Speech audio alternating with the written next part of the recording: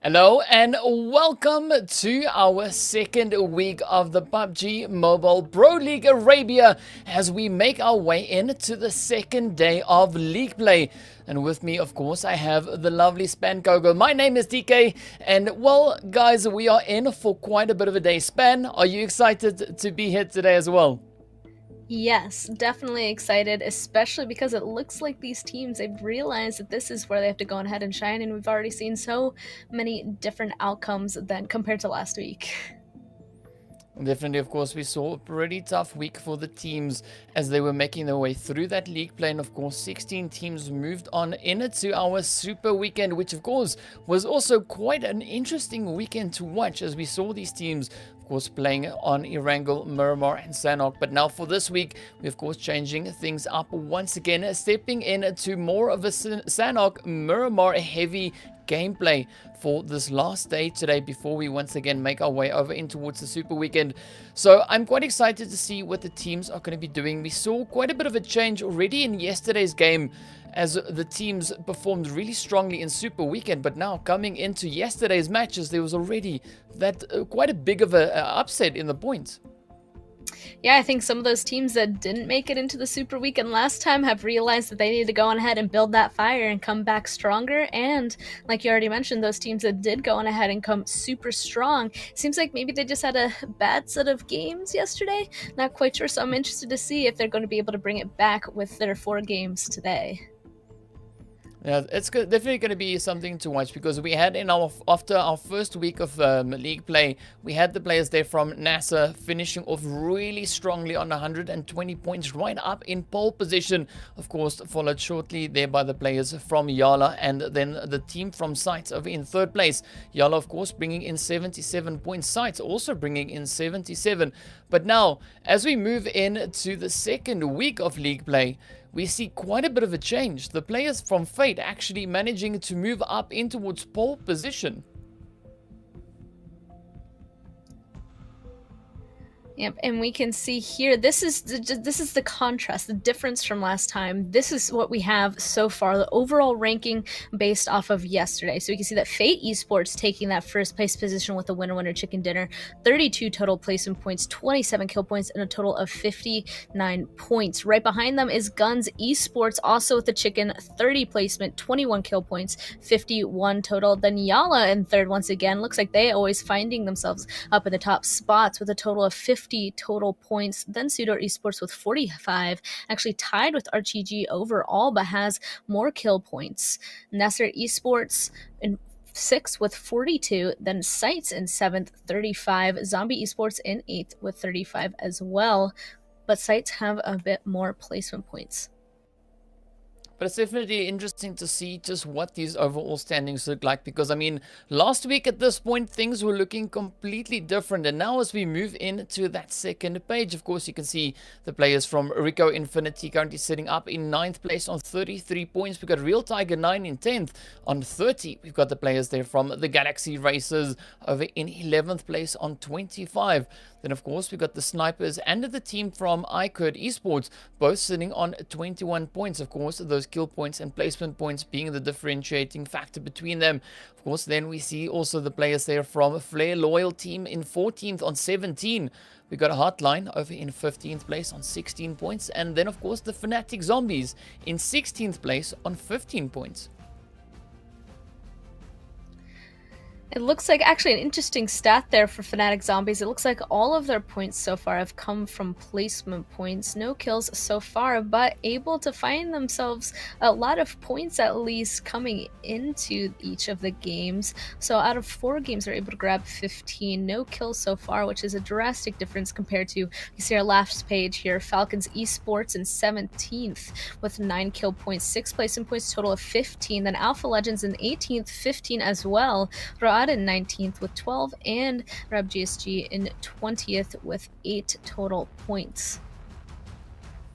And it's really quite a bit of a story that is starting to build here, a performance that is coming in, as we see now the players there from Fate moving up in towards that pole position.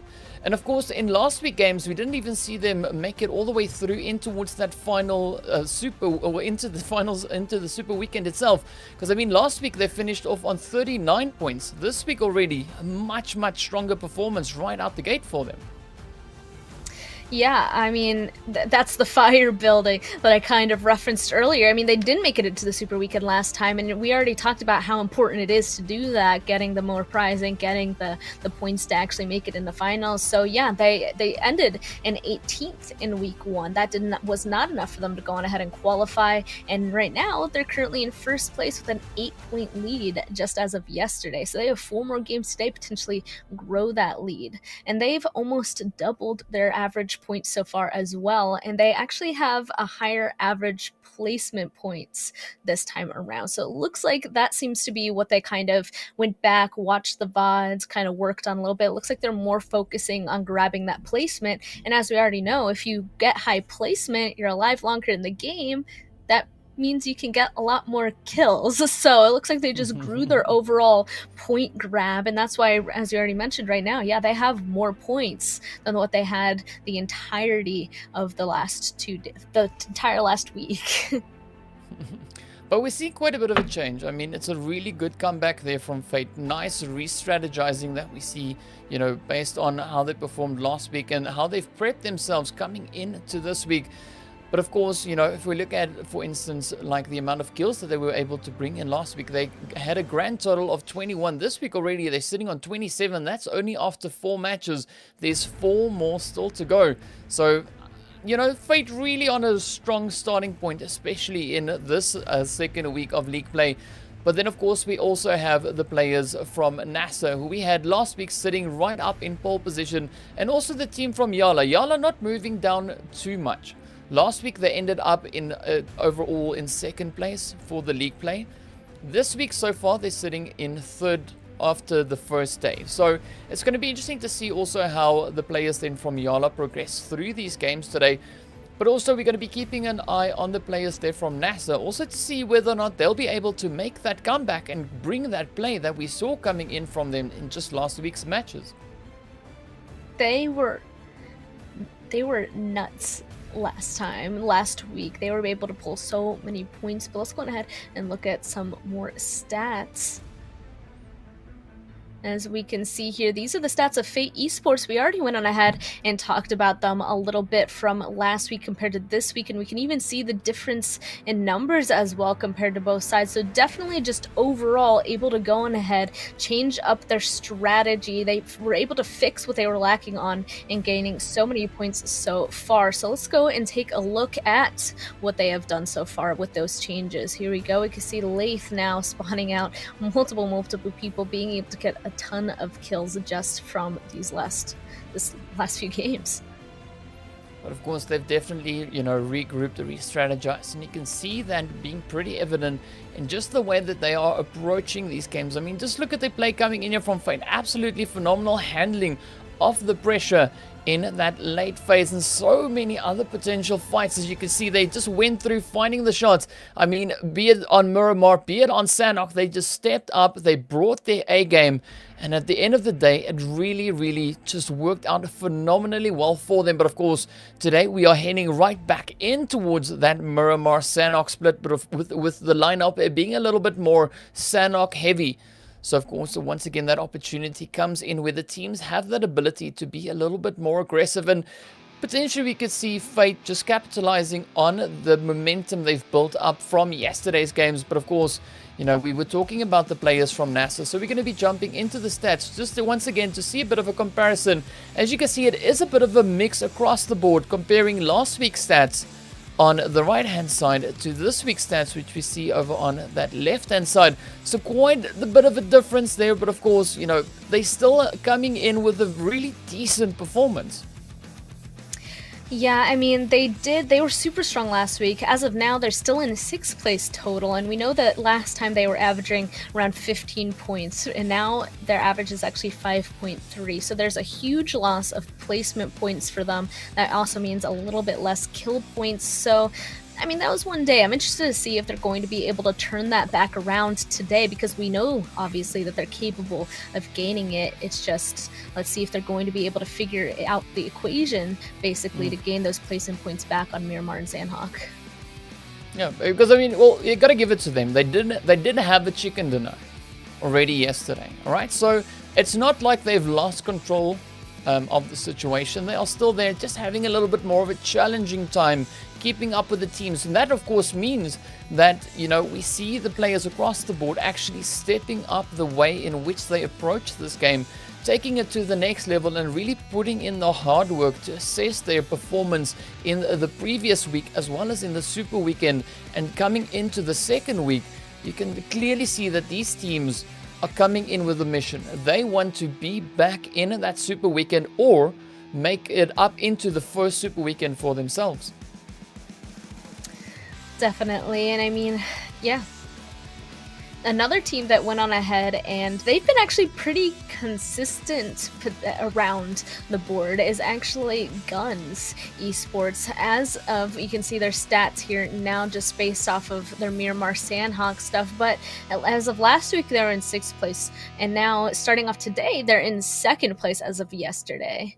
And just looking at the stats from the differences, look at their Sandhawk stats as well. I mean, they do have 2 points less, the average, than last week so far, but nothing notable in terms of a different strat, in terms of kill points or placement points. It just seems like a little less right now. So they're still pretty consistent with what they've been able to grab, and they still have 4 games today to kind of up those numbers. Of course, as you can see, you know, Sandhawk for them is a little bit more of a damage heavy map where they are able to do a little bit more. We'll find a few more hits, but of course Miramar is the map on which they find a few more confirms on the effort that is being put into the opposing players and the opposing teams. So it's going to be interesting to see as we go through the games here today, just exactly how that will come to fruition and how these teams are going to apply themselves to today's games, because as we've mentioned already, last week we had, let's call it a baseline being set up coming in from the teams. And just the change that we saw in yesterday's games is already such a vast improvement, especially for the teams. You know, we've been talking about Fate now. We've been talking about the players from GUNZ, YaLLa also still there. But also then, we see the players from SUDOR, for instance. You know, this week they're currently sitting after the first day in 4th place.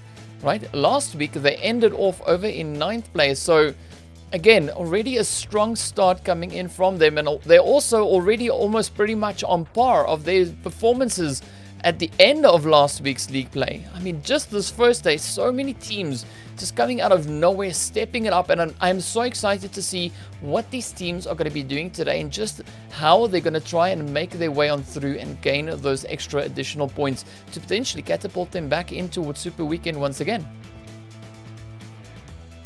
Yeah, I mean, I even said at the very beginning, like, I could not wait until we could see how everybody goes on ahead and gets consistent. And it looks like at this point, people are going on ahead and changing our expectations. But also, I hear that we're about to hear a little bit of an interview with one of the players from GUNZ Esports. And again, I'm really interested to see what they have to say. Maybe it'll give us some insight on how they're able to play this game.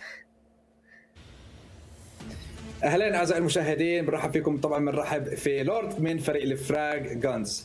لورد، برحب فيك في بطوله البي ام بي ال ارابيا. مبدئيا كيف حاسس حالك وانت داخل معنا وعم بتشارك في هاي البطوله؟ والله راح تكون من اقوى البطولات لهذا السنه ان شاء الله، وان شاء الله الجميع يؤدي اداء يعني انه يسوي ريز للكوميونتي العربي باذن الله. هلا خلينا نرجع للبدايه، كيف بدأت رحلتك ومغامرتك في الببجي موبايل، وايش كانت اول بطوله شاركت فيها؟ والله بدايتي كانت بعيدا عن البطولات، واول بطوله كانت لي ماليزيا PMCO بريليمز اللي صارت بماليزيا، يعني ضد التيمات الاسيويه والتيمات العالميه كلها. وهلا احكي لي كيف كانت ردة فعل عائلتك واصدقائك لما حكيت لهم انك حتكون مشارك في هاي البطولات؟ والله لما فتحت الموضوع ياهم انه اكو سفر او هيك شيء داخل لعبه بموبايل ما حصدقني وقالوا انه كذب او هيك سوالف، بس لما سافرت ورحت وشافوني على بثوث وعلى منصه عالميه انه انصدموا الجميع وحاليا الكل يدعمني، كل اهلي وكل اصحابي قاعد يدعموني. الحين خبرني، هلا بما انك لاعب محترف في الببجي موبايل، ايش هي اهدافك؟ والله أهدافي الوصول للعالمية العليا، يعني مو هذه، أعلى واحدة يعني بالكوميونيتي هذا كله. هلا شو باعتقادك بتكون نقاط الضعف ونقاط القوة اللي موجودة في فريقك؟ نقاط القوة هن هواية الصراحة، يعني ليش أكذب عليك. أما نقاط الضعف إنه داخل الجيم تجي حالات إنه ما نقدر يعني نتحرك لأي مكان بسبب التيمات أو بسبب الضغط، أو يعني يكون ضغط كلش كبير على التيم. هذا نقطة الضعف الوحيدة اللي صارتنا.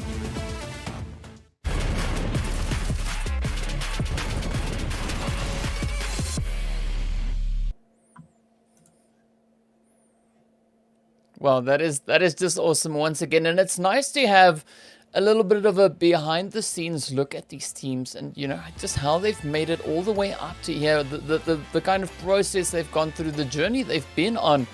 And I mean, what was interesting for me from that is where they were asked, where was asked, you know, what are the weaknesses and the strengths of the team.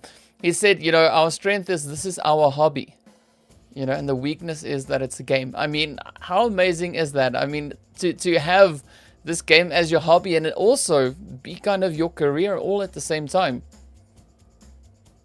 I mean, it definitely gives you, I feel like it gives you that passion, you know? I mean, it's their passion, it's their hobby, they absolutely love it. It's now become their career, and I mean, that just catapults it into a lot of success, you know? He's able to go on ahead and turn that into something that he wants to do well at, and I think that's honestly what's needed to be able to participate in something at this level.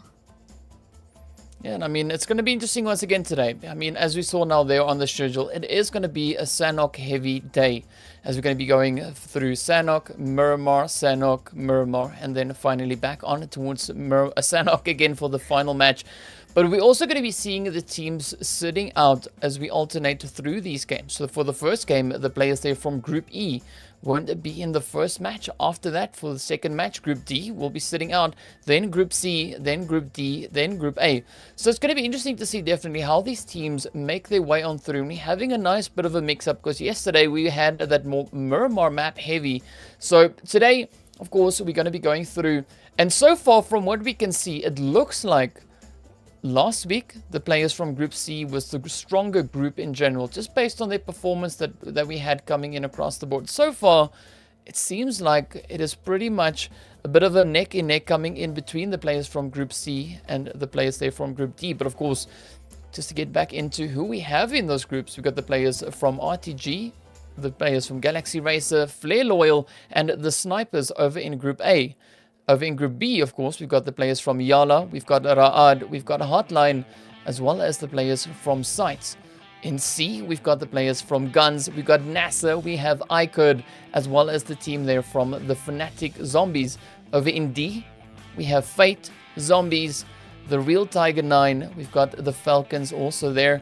And then, of course, in Group E, we have the players from Arab, GSG, we've got RICO Infinity, Alpha Legends, and SUDOR. So it's going to be interesting to see the players there from GSG, RICO Infinity, Alpha Legends, and SUDOR sitting out on this first game, as they're not really in the strongest position just yet on the current overall standings. But of course, this is that opportunity for them now to step in and come in the next 4 games that they've got up ahead. Yep, they do have the opportunity right after this first game. They just got to go play 4 games in a row. And, you know, I kind of wonder if the differences in when they play, like, impacts anything. Like, you know, as the first game off, I could kind of see how things are starting off, or taking a break in the middle, maybe a nice, you know, mental reset. I'm kind of curious, like, which one would you rather have, like, as a player? You know what I mean? But, I mean, they don't have a choice. The groups were randomized. They're all put in a random order. And, yeah, Group E not playing today. I mean, the first game, I'm interested to see some of these players and what they're able to pull out. Especially, there's a few teams also that we didn't even talk about that I want to see change something, because the Super Weekend, there are some teams that did amazingly well in there but haven't really shown up so far in these qualifying matches. So what's the difference? Like, if they're going to be doing well in Super, obviously they need to continue to do well in qualifiers. Yeah, 100% of course. And now, speaking of that, we are heading into our first match of the day. Straight on in towards that lovely speed flight path, now making its way on over. And you know, the saying goes there, Span, the saying goes is this is born to win. Of course, welcome to the exciting match brought to you by Oppo. Get your gamer mode on with the much loved Reno 5 series. Of course, we are going to be watching these players get their gamer mode on. But the question I have for you, Span, is how far up on those dials do you think these teams are going to dial in that gamer mode? Oh, I sure hope high, especially all those teams that are now competing towards that cutoff line. I'm sure that today, on the second day of the qualifying rounds, they're coming in as focused as possible because they know that they need to put everything on the line here to get into the super weekend. Yes, indeed. Yes, indeed. And of course, we've got our lovely zone popping down straight in towards that far southern side of Sanok. And the really strong spread coming in from the teams all across the board. But the teams, of course, that we're going to be looking towards to see what they're going to be doing here today will, of course, be the players from Fate, who, as you can see, of course, they've now pushed up in towards the Chungus Mountains there. So not much of a change, but usually we see them preferring, you know, the region a little bit further down towards the south. So is that a strategic play coming in there from them, mixing things up just a little bit? We'll be finding out soon enough. But I mean, across the board, things look pretty standard when we come to the drop locations that these teams have chosen here today. Yeah, being super spread out, obviously, maybe they went on ahead, looked at the maps from before, and realized up here is a little bit more spacious. They have a little bit more area to play out of. Meanwhile, we can see that a member from Real Tiger 9, Volt, is actually sharing the same compound with Marshall from RTG Esports. I'm curious to know if they're completely aware of each other's presence, and I'm sure if that has been called out, that their teams are going to be on their heels. But as of right now, it's a 1v1 versus these two players, and they're just trying to loot them up. Nope, it looks like Marshall, he's highly aware, so he's actually going to disengage.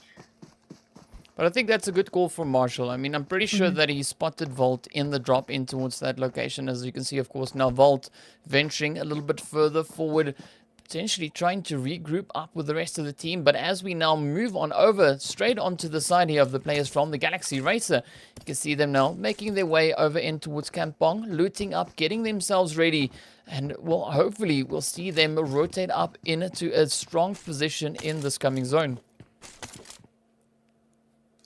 Just taking a look at where everybody went on ahead and dropped. I mean, as you already said, all of their drop spots are the same ones that they've grabbed so far. But even Falcons, they're one of the furthest teams away from this new zone. Honestly, the majority of these teams are inside of this zone, deciding to choose more of the mainland down on the southern side. So these few teams up here on the north, they're going to have to figure out their loot situation and move into the zone, I mean, shortly. They can't go ahead and make a rotation to anybody in front of them. That would make it very difficult for them. And honestly, the risk of losing somebody on their first rotation is pretty high. We see the players here from NASR also now dropping in the vicinity of Quarry, just making their way through. So, you know, we've seen them drop over into Woods Cave in past games as well, moving into that kind of region. But of course, as we look over in towards the boot camp itself, nothing out of the ordinary here for the players from YaLLa. They are right in their comfort zone. So it's going to be interesting to see just how they're going to try and defend against the side here of iKURD, as we've got the players there from iKURD, of course, now positioned just south up on that hill. Oh. Now, also for them, not too much of a change up. They also usually kind of go into this whole trifecta kind of setup that we have. So both these teams are in their comfort zones. Wow, iKURD, they decided that they chose violence, trying to spot these guys out inside of boot camp. I mean, boot camp, it's a great location to loot out of and a nice place to play inside of, but it's super hard to actually leave boot camp. Everywhere around it is so out in the open that if any of them are to leave, obviously iKURD would see them and be able to take a lot of shots in their direction. Even right now, they're just set up on top of the hill, taking so many shots at YaLLa, and they just kind of have to wait for it to end, or potentially just have to run off to the northern side. But looks like maybe they're a little bit done with the bullying. But this is also where that map knowledge comes in. You can see the players here from iKURD. They just splitting themselves up potentially on this ridge, just moving in to see if they can spot any other potential teams in the vicinity, as they are pretty aware of the players we have you know, the players there from YaLLa positioned over in towards bootcamp. But of course, I mean, we look over towards the players here from the Falcons as well. You know, they've dropped in towards HOTLINE. Again, that is one of their comfort spots. This is where they know how to move around, where to find the loot, and exactly how to rotate out of that region. But as we now look over in towards the Chungus Mountains, we see the players here from Fate already starting to explore, positioning themselves in a beautiful way in case any of the teams in the vicinity starts to rotate up. You maybe want to go for a little bit of a hold, potentially. Also not inside zone, but they're kind of looking in that direction. Even here, I mean, we can see that there is a little bit of a team around them, and they're just prone out waiting inside the zone as of right now. I mean, this kind of is a waiting game, as we know, on the Sandhawk, especially. If you have a good spot and you're kind of just waiting for people to come towards you now inside zone, you always want to get the jump, but then you also have to be careful because there's so many other teams that could be really close by to you. Sandhawk is definitely a more aggressive style for gameplay. But I mean, this could still be a really strong map for either of these teams. As we see now the players here from Zombies, I mean, their first show on, they only had one performance on Sandhawk yesterday, as you know, that was kind of just the way we had those splits working out for them. But either way, they still had a fairly decent performance. I mean, they finished in 5th place, and they also managed to bring in 7 kills. So there is a little bit of hope there for them. But of course, also looking over towards the players here from RTG, you know, they've also had a strong showing in yesterday's games. Not the most insane amount of kills, but I have to say though, I'm hoping to see a little bit stronger performance coming in, just a little bit more points distribution coming in from RTG, because I mean, yesterday they finished up on a grand total of 14 kills. That's definitely a little bit lower than the rest of the teams above them in terms of kill points. So it looks like, I mean, we've already identified that some of these teams are stronger in either one or the other, placement or kill points. And I want to see them be able to go ahead and flip it around. Meanwhile, there are some teams that are actually really consistent in them as well, but it's kind of just identifying the weakness, figuring out how you can fix it. And we've already seen some people figuring it out and changing it. So, I mean, as games go on, we can see what becomes more consistent. And it looks like we're starting a little bit of a firefight between NASR and HOTLINE Esports down here on the southern side of Cave, just a back and forth as of right now. But what's also interesting is, like, NASR, you know, as I mentioned before, they sometimes drop in this exact region, so they know these hills. They know how to rotate on through. They know which is one of the best approaches to potentially sneak up on the side there of HOTLINE. So it's definitely going to be interesting to see how these two teams are going to be going at that, because, I mean, NASR, they could potentially still clutch this one out. They could make this terrain work for them and find their way on up. I mean, if we look over towards HOTLINE, they're not sitting in the most ideal spot just yet. So this could also, for them, be a very important fight. The only thing that worries me, though, is that in their spot, that hill is really well liked.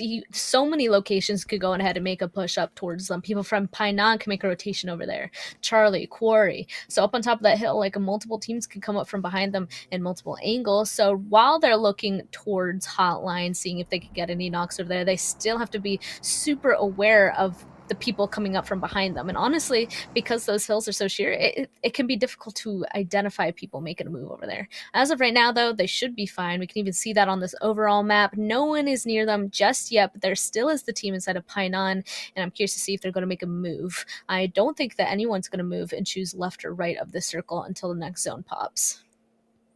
And of course, with that zone pop, we can see there, I mean, again, not a super aggressive shift coming in from the zone. So the teams have that opportunity now to try and improve their positioning. And if they are satisfied with where they currently are, they can, of course, also try and set up and try and fortify the angle just a little while longer. But in the meantime, we see the players here, of course, now from RTG and Real Tiger 9, both now starting to venture a little bit further forward in towards that zone.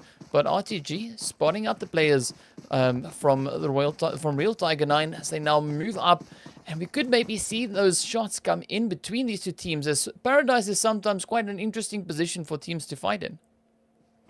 Yeah, there's a lot of rocks, obviously, as we know, a bunch of dips are really difficult to go ahead and spot each other out. And Painan, this is so far smack dab in the center of this zone, and it looks like iKURD kind of wanted to go get a piece of it. Now, sneaking in on this northern side, Zombies are very much aware that they have visitors in their drop. And we might see a little bit of a fight breaking out soon. Painan is big enough to have multiple teams kind of be spread out here, though. It's just a matter of whether or not they want to protect this spot. Obviously, we can see that they can't go far because their odd is also down to their southern side. There's actually potential maybe they'll want to come get involved as well if they really want those kill points.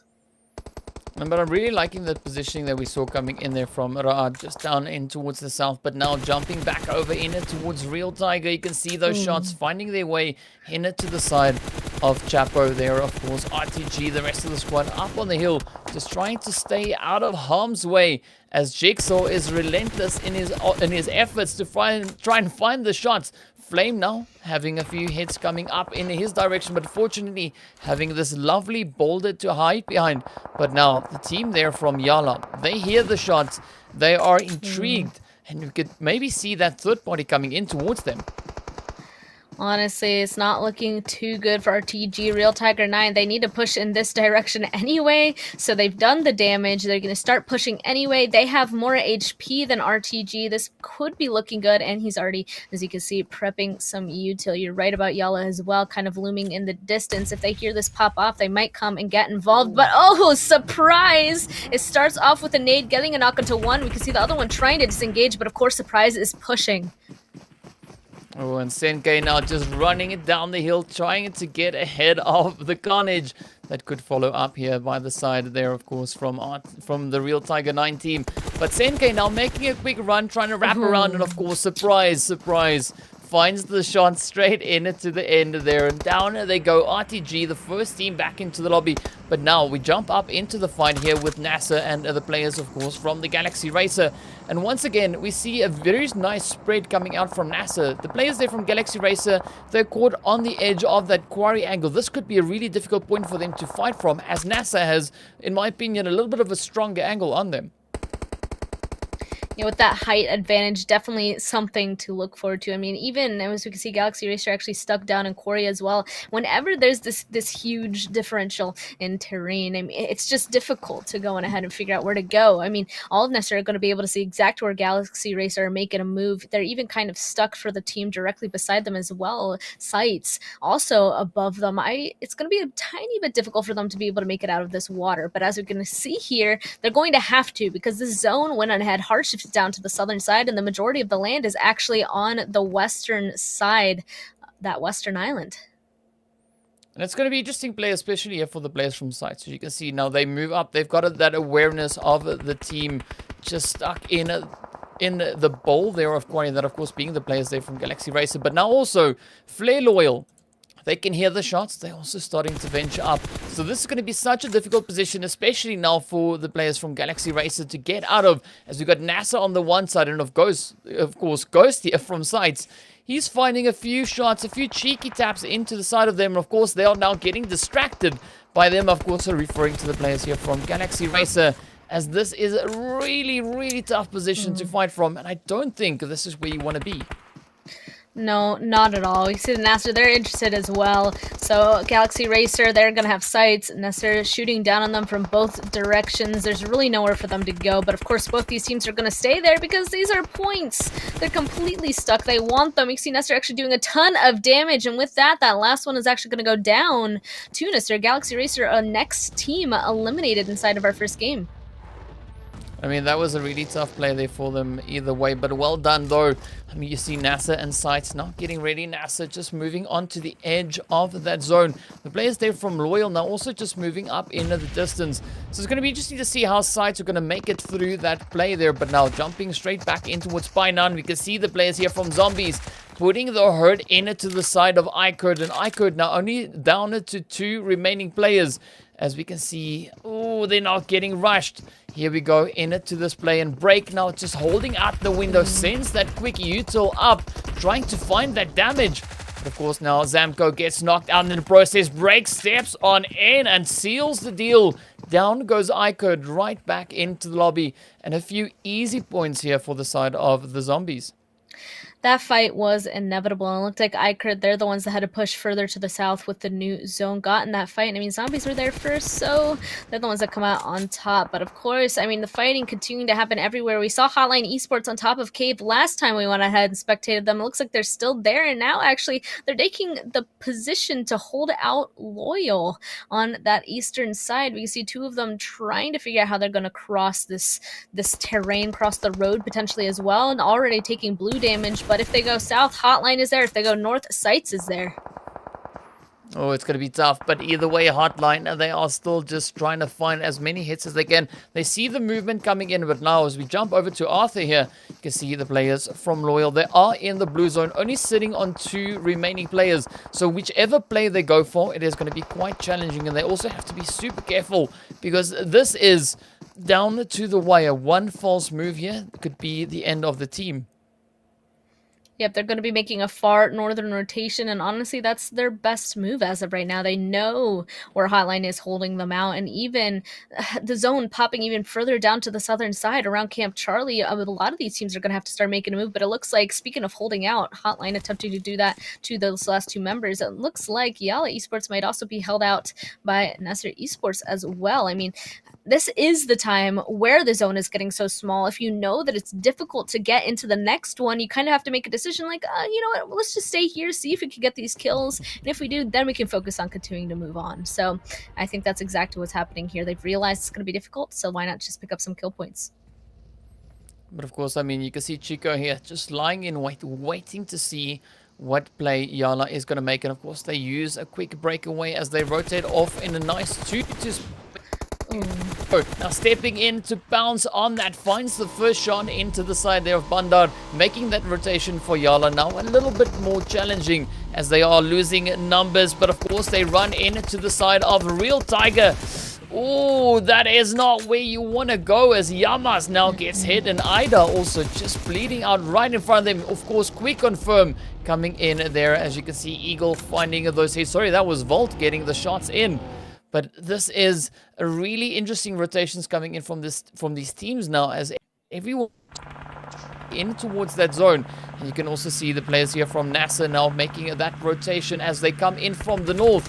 But of course, Fate is also still right here in the vicinity, so things could maybe start lighting up. And in fact, it does, so much so that NASR's vehicle gets blown up.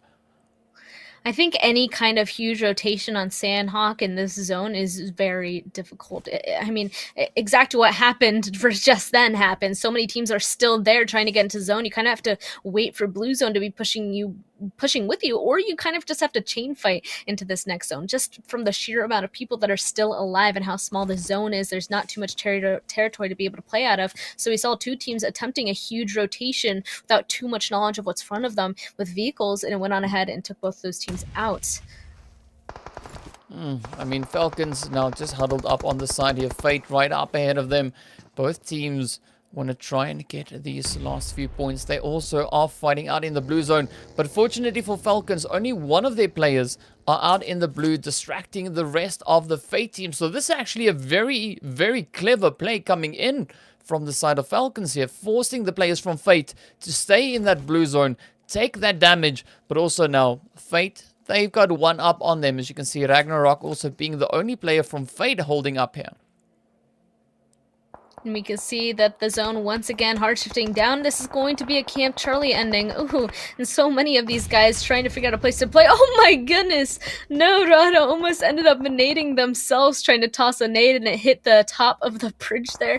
Definitely have to be careful, especially they actually have a pretty strong position from on top of this bridge. Everybody has to go to Charlie. They could potentially pick up 2 teams' amounts of kills. And of course, on Sanoff positioning is absolute key. As you can see, Delhop now just on the back of the truck. The rest of the squad here from Real Tiger 9 also just held up a little bit on the opposite end of that bridge. But now they all still need to try and push across, and Ra'ad could really capitalize on this. As you can see, the players here from Real Tiger now trying to figure out how best to make this play to get those shots into the side of the players there from HOTLINE, but also at the same time trying to push on over. Also, man, they are starting to suffer those hits, starting to suffer those casualties. As we see Jigsaw now succumbing to the injuries with Falcon getting hit. But now, the players here from Ra'at stepping in. Oh, just welcoming Real Tiger as they try to push on over. Really well-placed positioning coming in here from Delharp. He has to be careful now, though. We can see that Rahad, they actually did a little bit of a 2-2 split. The other two members holding inside zone actually were taken down. So it's really just down to him on top of this bridge. And he's being surrounded. So many more people are making their way across this bridge. Oh, but with that last spray, Delhop being able to take out Flare. Loyal team. Oh, and of course, the fighting continues. There's so many people that are having to move in on this northwestern side that it's fight after fight. The Rahad is even taken down from the bridge as well. But GUNZ Esports versus Zombies here up in the northwestern side. We're seeing so many teams all now dropping down the numbers, quickly falling, and with that, of course, we get to the end of the Real Tiger 9. As we see the team now, Eagle there succumbing it to the blue zone. But 4 teams remain. We've got the players there from Fnatic. We have the snipers. We have the players also just up ahead of them being GUNZ, as well as Real Tiger 9. So 4 teams left to battle it out for that chicken dinner. And so far, we see a really strong positioning, though, on the side there of snipers. If they move in a little bit further, they could really fortify that angle, as we've got so many teams, rather, that being the players here from GUNZ, and I believe also the Zombies that are still trying to push further in towards that zone. Nice rotation actually coming out from one of those members. Hamady already taking a buggy and making a move. The other two from GUNZ actually trying to do the same thing, but let's see if Fanatic Zombies will be able to get any. Oh, unfortunately not being able to, but it does look like somebody goes down from some sort of fall damage. GUNZ Esports making that rotation, able to make it just inside. It seems like it's just down to Hamady. The other members seem to have at least one knocked. So they're inside of the buildings, exactly where they need to be. Unfortunately, they're split, and it's really snipers. They have a huge spread here, where if they identify where all of these solos are, where everybody's separated, they could definitely capitalize.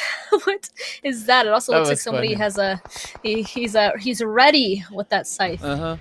Yeah, Marco's got that stealth mode engaged. Now Modi now finding this beautiful place nades into the side there of Klabj. As we see the teams now getting closer and closer. They're really now starting to push through these compound fights. And of course, we see snipers sending up.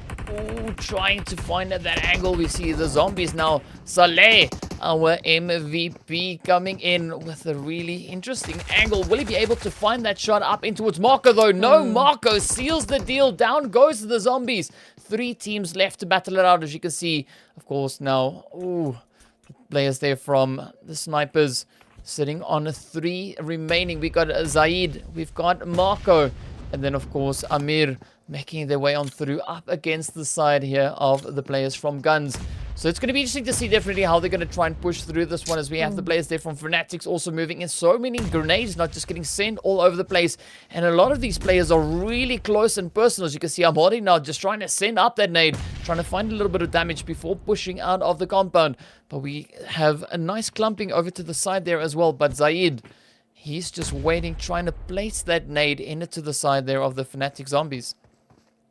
It's at this point where Fanatic Zombies definitely have one of the nicer positions, getting a little bit more centered. Meanwhile, GUNZ Esports and Sniper, they're kind of directly on top of each other. They're the teams that have actually been trading util back and forth, seeing if they can catch anybody out. And I mean, it's been working so far, able to get some knocks with these nades. But of course, there's still a few more people, and it looks like, oh, Zaid needs to be a little bit careful. There's 2 people on his building, and he's trying to do his best using his util and hhis gun to hold them off. But even being said, it looks like that Molotov is going to catch him out by roof, and he goes down. What a well-placed molly that was, and indeed now. The players here from GUNZ still sitting on 3 players strong, so they do have that numbers advantage. They are looking very, very decent. And of course, looking over towards Fnatic, one of their players now just succumbing it to the zone off in the distance there, and down he goes. But it is now up to Boyka and Mexico as they push a little bit further forward. You can see another knock coming in on, well, of course, that knock about to get raised up, rather, for the side there of GUNZ. But Fanatic Zombies also just lurking around, waiting to see. With that, we see the players from the snipers getting taken out. So it is now a 3v2 battle. 2 players on the side of the Fanatic Zombies, and of course, Mexico. They tries to find the damage into Rauf, but will he be able to close it up, as they are really spread out so thinly in the zone? Oh, Yeah, especially with that next nade coming in from Raouf. This is not looking good for the zombies, but it looks like they're going to try their best. One is super low, trying to take him down, but of course the jump in from above, that is going to seal the deal, and it looks like our first game is going over towards GUNZ. what a play that was. I mean, GUNZ coming in with such a strong finish in that one beautiful jump shot, and they just ambushed. You know, they just moved in onto the Fanatic Zombies there, just making it so difficult for them to hold their own. But well done, well played, and of course, we're going to be coming back with a breakdown of this match right after a short break, so stay tuned.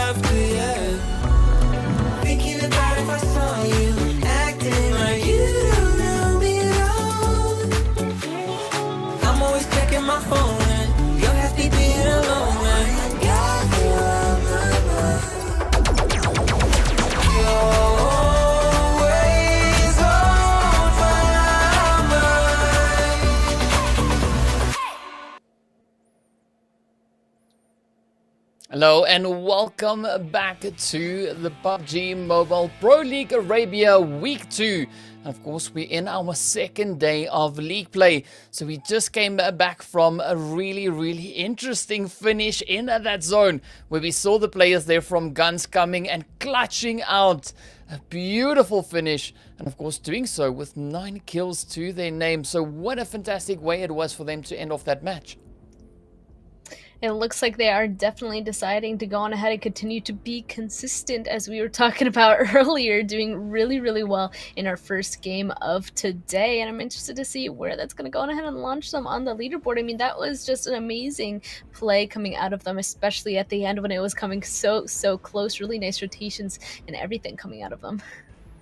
Yeah, and of course, you know what's also pretty nice is, of course, one of our, well, we got to mention our sponsor, you know, one of the sponsors that we've got, and that, of course, is Nomo TV, the official media partner for PUBG Mobile Pro League National Cup Campus Championship in 2021. So big shout out, of course, going towards them. But of course, now we want to get into those match stats to see where the teams are and just how they performed in this previous match. And of course, looking at the rankings there, you can see the players from GUNZ clutching this match out on 24 total points and a nice strong finish there on 9 kill points. Of course, the players there from Real Tiger finishing up in second place on 18 total points and a 12 kill game for them.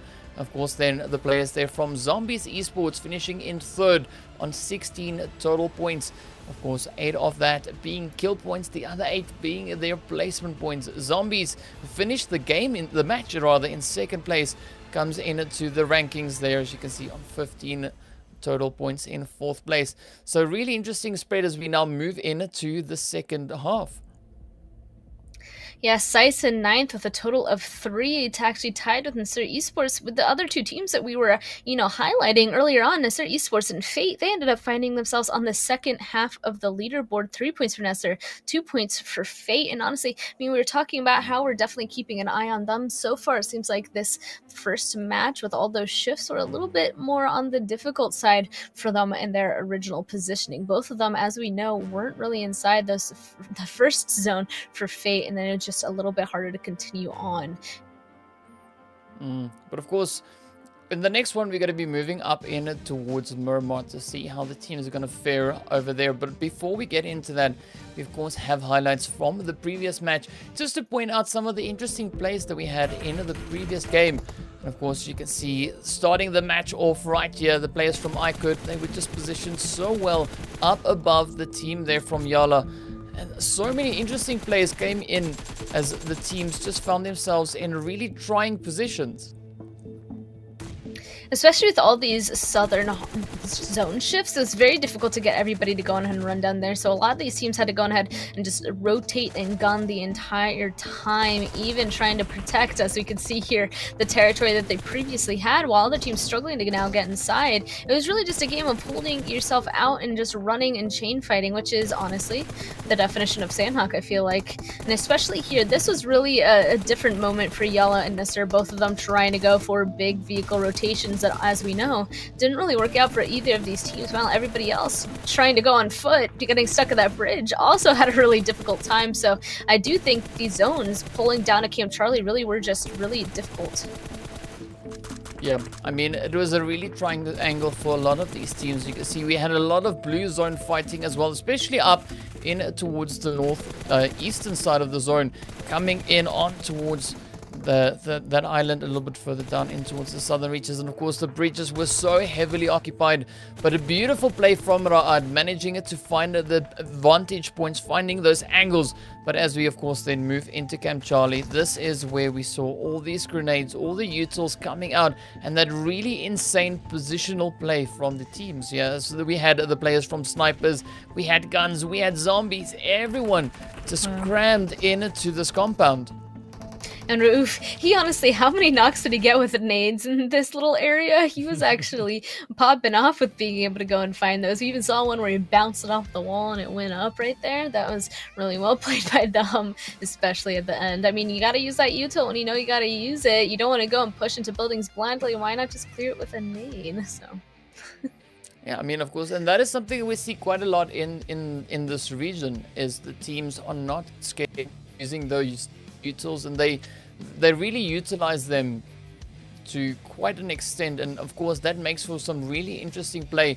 And moving into Miramar, that is exactly where, you know, a strong utility hand kind of can be quite favorable for the teams, as they don't always get into that. But of course, you know, we've got some more stats to go in, as we were talking about the players there from Zombies, as well as the team from Real Tiger 9. As you can see, the Fanatic Zombies and Real Tiger 9, both teams, we have those stats coming in from the previous match. And of course, a nice split up with the amount of damage. But look how heavy Real Tiger was, though, on the kills. 12 kills in that previous game. definitely went on ahead and got them a ton of points. They were very successful with a lot of their chain fighting. I mean, 12 kills, being able to pick up that money, and I mean, not getting in top first place as well. That's definitely a good start to go on ahead and launch themselves. And we could even see that they're inconsistent in a lot of other areas as well. So definitely a well-played game for them so far, and I'm sure that they're actually looking forward to the rest of these games. Starting off with a good game definitely goes on ahead and sets you up for the rest. Yeah, I mean, it's interesting looking at the spread of these stats as we progress on through, just to see kind of how the teams weigh up against each other, just based on how the match went. But what I'm interested to see now is as we make our way in towards Miramar. Yesterday, they had a lot of games to play on Miramar and kind of get themselves used to the flow. Whereas today, it's more Sandhawk. So do you think that is going to have any impact on the performances of the teams here today? The only thing I can think of is that since Sandhawk is so, you know, aggressive, kill heavy, I mean, it's really just that mindset, you know, switching back between Miramar and Sandhawk. Miramar is definitely, since it's bigger and more spread out and you don't have as many covered areas, it's much different to play than Sandhawk. You kind of want to take your time in Miramar. You have those little areas you can definitely play out of. Everybody can kind of be up on top of each other without taking the fight. But Sandhawk, it is so covered. It's much too small. There's so many fights that it might be a little difficult going back and forth with these teams. They've played these maps over and over again at this point, that they should be ready no matter what map ends up popping up. So there's a huge difference between the maps, but I don't know if that's going to go on ahead and change any sort of their mentality in this situation. But one thing that's not really too different between the two maps is, of course, that opportunity for third parties, right? Sandhawk, as we've seen now, is super aggressive. You normally see the person who's going to third party you, in, you know, pointing his gun kind of at you because he's right there. He's been snaking, waiting for you to come in. As you look at Miramar, that's where we potentially sometimes see a little bit more of a ranged assault. You know, it is quite open, and there's so many angles also for these teams to hide in that you can get hit by a bolt action or even just a beautiful AR spread at any moment. So it's quite tough, but strangely enough, these two maps do share some similarities between them. Yeah, they do. And I mean, just knowing that, and I mean, since it's going back and forth and we're missing out on Erangel, I mean, luckily they'll be able to go on ahead and do that. I mean, and yeah, I mean, just seeing what they're going to be able to pull out of today. I mean, they were on these same maps yesterday as well, as we know, and we were able to see what they were able to pull off there. Now that they're kind of, again, getting into that mindset, getting used to it, realizing how everybody else is going to play it, today is kind of setting them up for even more of that success that we can see on those maps. But what I'm also curious to look at is, you know, in yesterday's games, we had some really, really kill-heavy games coming from that. I mean, if we look to our first game that we had yesterday, which was, of course, on Miramar itself, you know, such a strong performance coming in from Fate. And that is where Fate kind of got that ball rolling for them. They finished off first place, 15 kills coming in that first match.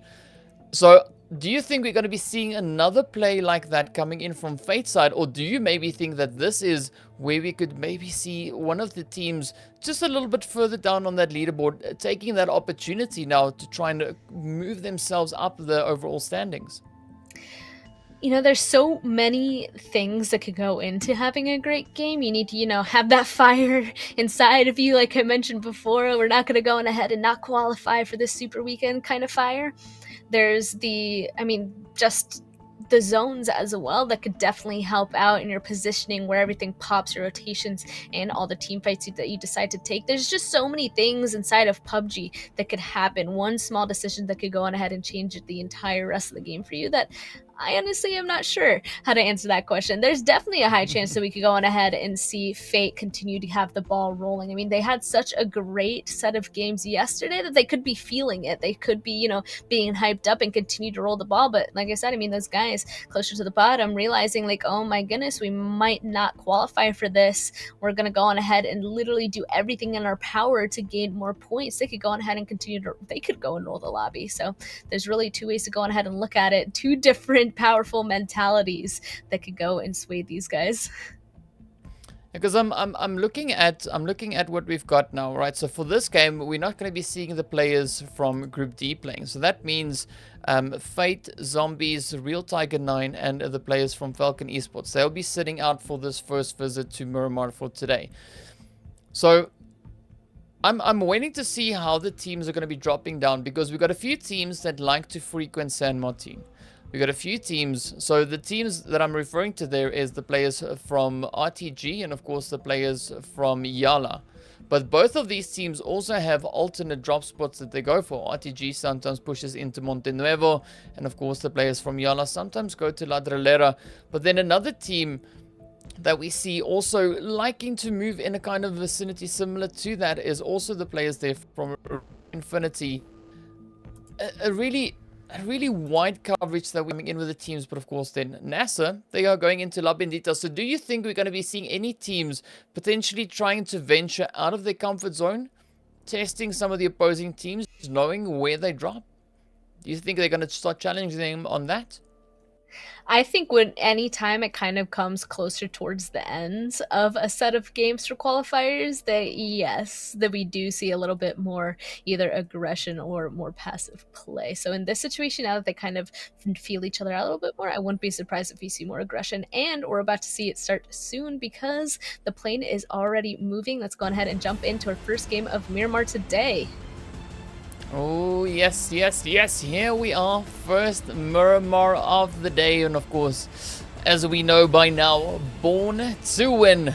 Welcome to the exciting match brought to you by Oppo. Get your gamer mode on with the much loved Reno 5 series. And I am loving this flight path that we see coming in from the southwest all the way up in towards that northeastern side, right in towards Campo Militar. A little bit more eastern plane path. Anybody that has something over on the western side obviously can't go ahead and reach it, may be able to grab vehicles and make a rotation over there, but still a nice plane path that gives a lot of choices for these teams to jump out of. As you mentioned, a bunch of places that people choose previously where their drops are. I mean, a lot of them are actually still pretty good, so everybody should be able to spread out, and I'm kind of curious where this first zone is going to go, because as we know, they like going anywhere, honestly, on this first drop. It's going to be interesting. It is going to be interesting. And of course, so many players already now starting to venture out, moving into their drop locations.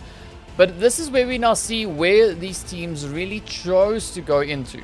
As you can see, the players there from Ra'ad, of course, dropping down onto that island down there towards prison. And normally we see them pushing up all the way up into the north. So it's kind of understanding. It's kind of like, I understand it, you know, seeing that the flight path was a little bit more out of reach for them, they opted to move in towards that prison position. But now, looking at the rest of the teams, this is where things could potentially start getting a little bit more interesting. And I'm hoping to see if anyone's going to try and push up into, I don't know, potentially one of the opposing teams. Because, I mean, looking at La Bendita, things look pretty tough, pretty heated over there with a few teams already in the vicinity. Even just the center. Look around water treatment. There's just so many teams directly above water treatment around that San Martin area that we already had and mentioned. We can see multiple teams here, YaLLa and Frag. They're directly on top of each other in San Martin. So there's just a huge contention already. They're not even side zone. Maybe they're trying to make a rotation to get somewhere else because of it. But I mean, definitely not a good way to go ahead and start up. Oh. A little bit of a crash coming in from one of the members of YaLLa as well. It's at this point, you need to go ahead, loot up, get away from everybody, and get into the next zone. It does look like luckily they were able to leave, so they will be able to peacefully do so for right now, but they're so close to each other and they're starting to loot at the same time. They could potentially leave at the same time in the same direction, which could cause some casualties, some conflict. But I mean, I'm expecting to see an interesting play coming in between YaLLa and other players there from Snipers. That is, that both these teams like to drop in towards San Martin. But now, jumping over in towards RICO Infinity, also, nothing out of the ordinary here for them. They've dropped into Monte Nuevo. This is also, you know, this is their home turf. They know this region. They know how to rotate through this. You can see NASR, of course, just exploring a little bit further, seeing what loot lies on the outskirts of the region here. But I'm waiting to see if we'll have any teams coming in with a play that is not standard for them. Potentially. I mean, we already went ahead and touched on the subject of, since there are so many teams down there at the bottom that might not go on ahead and qualify, some teams that, you know, didn't qualify the first time, some of which who did qualify the first time that obviously want to go on ahead and go back. I wouldn't be surprised if we start seeing some hard choices for them, I guess we'll say. They want to go on ahead and grab those points, and it could come in the form of aggression. If they know, oh, we know this team at this point likes making a rotation this certain way, let's go and camp that road. And examples like that. There's definitely now coming into these last few games where that is prevalent. It does in fact happen. If they were able to go and study what each other do, they could take advantage of it. And we haven't seen a stark example of it yet, I don't think, like us going on ahead and watching. But there is the obvious chance of it happening soon. And I feel like as the tournament goes on, as the league goes on, they might realize how important these Super Weekends are and how they're able to go and capitalize on each other and take advantage of those situations. And I'm hoping to see one in today's set of games from the teams that are currently in the bottom. I agree with you on that, but it's as we now watch all the players going through, getting their loot on, getting themselves set up for these coming phases. I mean, one of the teams, again, dropping right in their comfort spot here is the players from Alpha Legends, straight in towards Al Azhar. They also know this region, they know how to move through. So across the board, we're seeing a lot of standard procedure when it comes to the drops. So I'm curious to see now what's going to happen as we move into the second phase. Because we have the blue zone starting to close on up now. We haven't seen any challenging plays just yet. And I'm expecting to see things starting to heat up as we get closer to that third phase, closing towards the fourth phase. I mean, at that point, hopefully everybody will be inside zone. You know, at this point, there's so many people that are outside. I'm not quite sure how to take, or I guess guess what's going to happen in those later ones. I'm right now even just waiting. I'm wondering who exactly is going to make it inside this next zone, because actually we've been going on ahead and looking at all the teams that are currently the furthest distance away from this first zone. A bunch of teams already on the edges of it that could potentially be holding them out if they don't make a move. So some of these teams might not even make it their first rotation, let alone being able to make it through the rest of them. But I mean, we're officially a little bit further into the game. We can already see some people making their first moves to try and find something that they want to play out of. Now we see the players here from Arab GSG, of course, not just rotating out of that water treatment region. Of course, again, not a super aggressive move through, just exploring, you know, what is around them. But of course, now we see they are venturing a little bit closer. Osama just turning around right there in front of the players there from the snipers. So it's going to be interesting to see whether or not Osama will be able to get away. But I'm liking that rotation. He just pulled them out a little bit further just to stick their heads out. So we can see those shots come through now from Arab GSG. Nice pullback from them. He was trying to go on ahead and run over here to get some loot, but his teammates clearly were looking over for him, holding that a little bit further away position. Were able to call out that, hey, there's someone standing up on the hill above you. Don't go up there. Come on back. So nice save for their teammates. At least you know your teammates has your back in those situations. But now snipers, they're now leaving because as we know, they're not inside zone, so they didn't get the free kill point, so they're just gonna leave. Yep, and of course, this is going to be quite interesting as we move on through. I mean, 16 teams still in play. Now jumping over towards the players here from the Galaxy Races. Also, just out here, kind of in the middle of nowhere. You can see them a little bit further down towards the south of the map, dropping down over to what seems to be La Drillera, maybe, possibly. Or even, this could be... just what's it called? Man, I forgot the name now, but I know they down in the southeastern side there of the map. I forgot the name, but here we go now. The players also from HOTLINE making their way on in, and we saw a few more teams not too far away. We've got Picardo just up ahead from these teams as well. So I'm interested to see if we have anyone currently positioned over in Picardo. In fact, rather just to see what the zone looks like with all these teams scattered throughout. Well, I mean, grabbing vehicles, trying to make their rotations. I believe that they're on the hill directly below to the southeastern side of Chumasera, by the way, up on top of that hill. But yeah, as all of the rest of these teams, since they're the furthest away, we can see snipers actually taking their time, stopping on top of all the hills. A few checkpoints to stop, scout, see who's in front of them. They can actually see teams making a move in front of them. So they're going to go ahead, wait a little bit, come in a little bit slower behind them, don't go in that exact direction, and so on. You don't want to go ahead and just continue to blind send it into this next zone. But now that they have a little bit more awareness of where the zone is, and now that the zone's shifted, it actually centered up pretty nicely on this land, they could go on ahead and commit to attempting to find a place to play out of. And this is the interesting zone. We've seen the zone in previous Miramar games as well. I mean, especially coming with that road cutting straight through the middle of the zone. It's going to be interesting to see just where these teams are going to try and take up occupation of. We see the players here from YaLLa, of course, now starting to rotate away there from the power grid, making their way a little bit further down in towards a stronger angle on top of this hill. But if they can move up onto this mountainous region right there in front of them, the hilltop, if we can call it that, I mean, they would be able to see quite far around them. So the players here from the snipers, they are positioned over in towards power grid itself. And then we could maybe still see a few cheeky, sneaky shots coming in from them over towards YaLLa. If they're able to spot them out, definitely. If they're able to make a little bit move closer, definitely. I mean, at this point, I mean, there's a chance that they could pull over towards them, play the dip, hold YaLLa out. But they have such a nice position in their inside zone, they might just go on ahead and wait it out. They don't have to make a move just yet. And since they're kind of in a sensitive spots, they're currently in 10th place. I don't know if they'd want to go on ahead and do something drastic. But if they do identify that GSG is directly beside them, they might pull on over here. We can already see all the little carrots on the mini-map actually looking in this direction. They probably hear the bullets flying towards each other, towards RTG. They could just toss a singular nade. They very well could. But, I mean, it's a nice huddle up that we see there from GSG, positioned down over towards that southwestern side. Have the, of course, now rotating in, that being the players there from HOTLINE.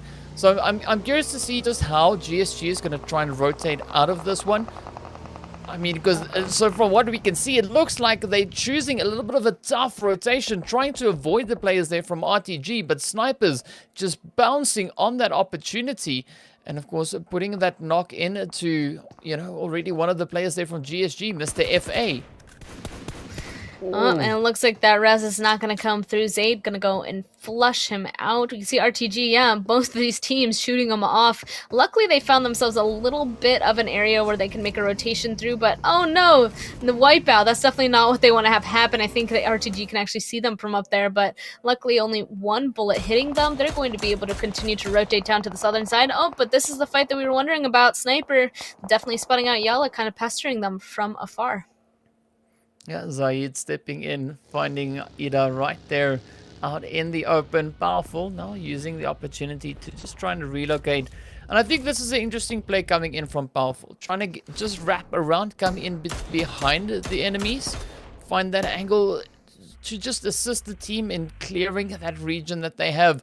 But of course now you can see the rest of the YaLLa squad, they're just holding on to this compound. They don't want to move out. They haven't received the go-ahead, the clear just yet. But, I mean, the snipers, they're just playing this absolutely phenomenally well. Zaid, he's just relentless in his efforts there with his Mini 14. The only thing I'm worried about is if the zone doesn't go towards them, they're going to have a really rough rotation out of here. Oh my goodness. And it looks like they're not going to have to actually worry about it because the zone is actually going to hard shift up to the northern side. They were in power grid. They're completely surrounded, and they don't have to move a muscle. They can continue to stay here. This is going to be an interesting rotation for a lot of those teams coming in from the south, especially with the players there from RTG, YaLLa, all positioned down in a more southerly angle. I mean, so many of those teams that we see having to rotate up from the south, they could very well be running into the side of RTG and YaLLa, trying to find an angle in that zone. I mean, hard shifts, they're always, obviously, very difficult to go on ahead and figure out. Everybody usually instantly grabs their cars, starts making one of those extreme rotations around the slow sides of the moving circle. We see Rod actually going on ahead doing that on the western side, just trying to find a spot inside zone, since the majority of people tend to go and center up on maps. So they try to go for those really long rotates to get to the other side of zone, hoping that there's nobody up there. As we already know, there's actually a ton of people up on the complete opposite side of zone. That's the power grid area. So these teams, as they're making their rotations, are going to have to worry about, honestly, not quite being able to find a place to play. There's already so many places that are taken, but too many teams trying to go and take it. And we can even see that at this point, some teams have just decided to commit to grabbing those points. Flare Loyal team and SUDOR Esports, both all the way down on the southeastern side, are just deciding to go for a firefight. And it is quite a far eastern reach for them, but of course now Saif just steps up with the shots, finds the hits in it towards NASA. I believe that was on the side of Lost. But it's a really difficult angle here for Loyal to play. I mean, they split up at the current moment. They need to try and find their best approach in, an Arthur trying to provide that extra bit of cover fire while NASA recovers health. But Safe is still relentless. He's trying to just pick them off. In fact, the whole squad from SUDOR, as you can see them just lined up on the edge of that ridge. But this is a decent call on the side here of Flare. They've decided to rather send 2 players up, try to see if they can rotate in towards zone. But blue zone is moving in and they are so far away from the zone. They know that they just need to get out of here, so they're trying to grab their vehicle and make some sort of a rotation. But you can see that their vehicle is actually really hurts. They want to make the rotation, but they don't want to go on ahead and continue to go, or SUDOR is just going to take a lot of shots towards them. So if once they get a knock, I'm sure they're going to jump right back in their car and continue to attempt to make a move. But we can see SUDOR, it looks like they're just committed to this at this point, where their vehicles are not deciding to get into it. Instead, they really want these points. And I mean, we already mentioned where they are on the leaderboard. They're in 6th. They don't necessarily need to, but they definitely need to preserve what they have. Well, they're definitely quite far from the zone. As you can see, they're all the way down in that far southeastern side of the zone. The rest of the lobby, everyone else is up there in the zone, sitting quite comfortably for the time being. But I mean, this is a really tough fight between Flare Loyal and SUDOR, as they both seem reluctant to rotate out. No one wants to be the first one to try and leave. But SUDOR, they're actually in a good position. They can disengage from this still. They can rotate away if they chose to. But I don't think they've got the vehicles left anymore. But now the heads flying straight in towards the side there. You see NASA getting knocked, Arthur getting hit by the blue zone. And things are looking pretty grim now for the side of Flare Loyal. Yeah, we can already see that actually some of the SUDOR members, they already left. So one of them might make it into the zone, and it looks like this last member, he's just committed to potentially just going out with blue zone as long as he ruins the rest of this game for Flare Loyal. Flare Loyal, they're one of the teams that are just struggling to get out of the bottom 4. So this game, SUDOR deciding to hold them out like that could be drastic for them. You can see that they missed an entire zone shift though, so it's going to be really difficult for them to make a rotation into this new zone. Meanwhile, since the zone is much smaller and we still have 15 teams alive, we're starting to see some teams share their locations. Rod up here inside this hot dog building, and an entirely different team, GUNZ Esports, taking their warehouse. Really tough play for them, and also now we see the sites moving in right behind them. So really a highly contested position that these teams find them in, but of course you can see so many more just scattered throughout, and it's going to be interesting to see just how GUNZ are going to play this. We got Hamodi knocked at the current moment. I'm curious to see whether or not the players here from Ra'ad are going to try and push in. They're going to continue to apply that pressure. But of course, now speaking of pressure, that is what we see on the side of HOTLINE, as iKURD sends those utilities across in a little bit of a leapfrog approach coming in as they now turn up their aggression. Kalagan, Azza pushing right onto the side of HOTLINE, trying to find those hits. I really like his decided crash, being able to come up really close. His teammate now pushing with him. They can toss so much util. They know that they had a little bit of an opening knock, so they decided to crash. I mean, a little bit too late to capitalize off of that entirely. The res did come through, but now they're all directly on top of each other inside this one prio building. iKURD, one of their util has to go on ahead and catch one of these guys out, but it's going to be HOTLINE actually that catches one back first. So they got a knock on iKURD. They could potentially go up onto the roof or jump out out of the building and start doing a ton of damage to iKURD. Oh, that nade I don't think is going to do anything there either. But oh my goodness, it does. So iKURD, they're the ones that were aggressing, but so far it looks like they're on the losing end of this nade battle. I mean, HOTLINE just turning the tables right there on them. iKURD, running into a brick wall. HOTLINE stepping up with a defensive play. And of course, getting that squad wipe into the side. Well done, well played. That was absolutely fantastically done. But now we move over towards the players here from RTG, who are also trying to squeeze into the zone.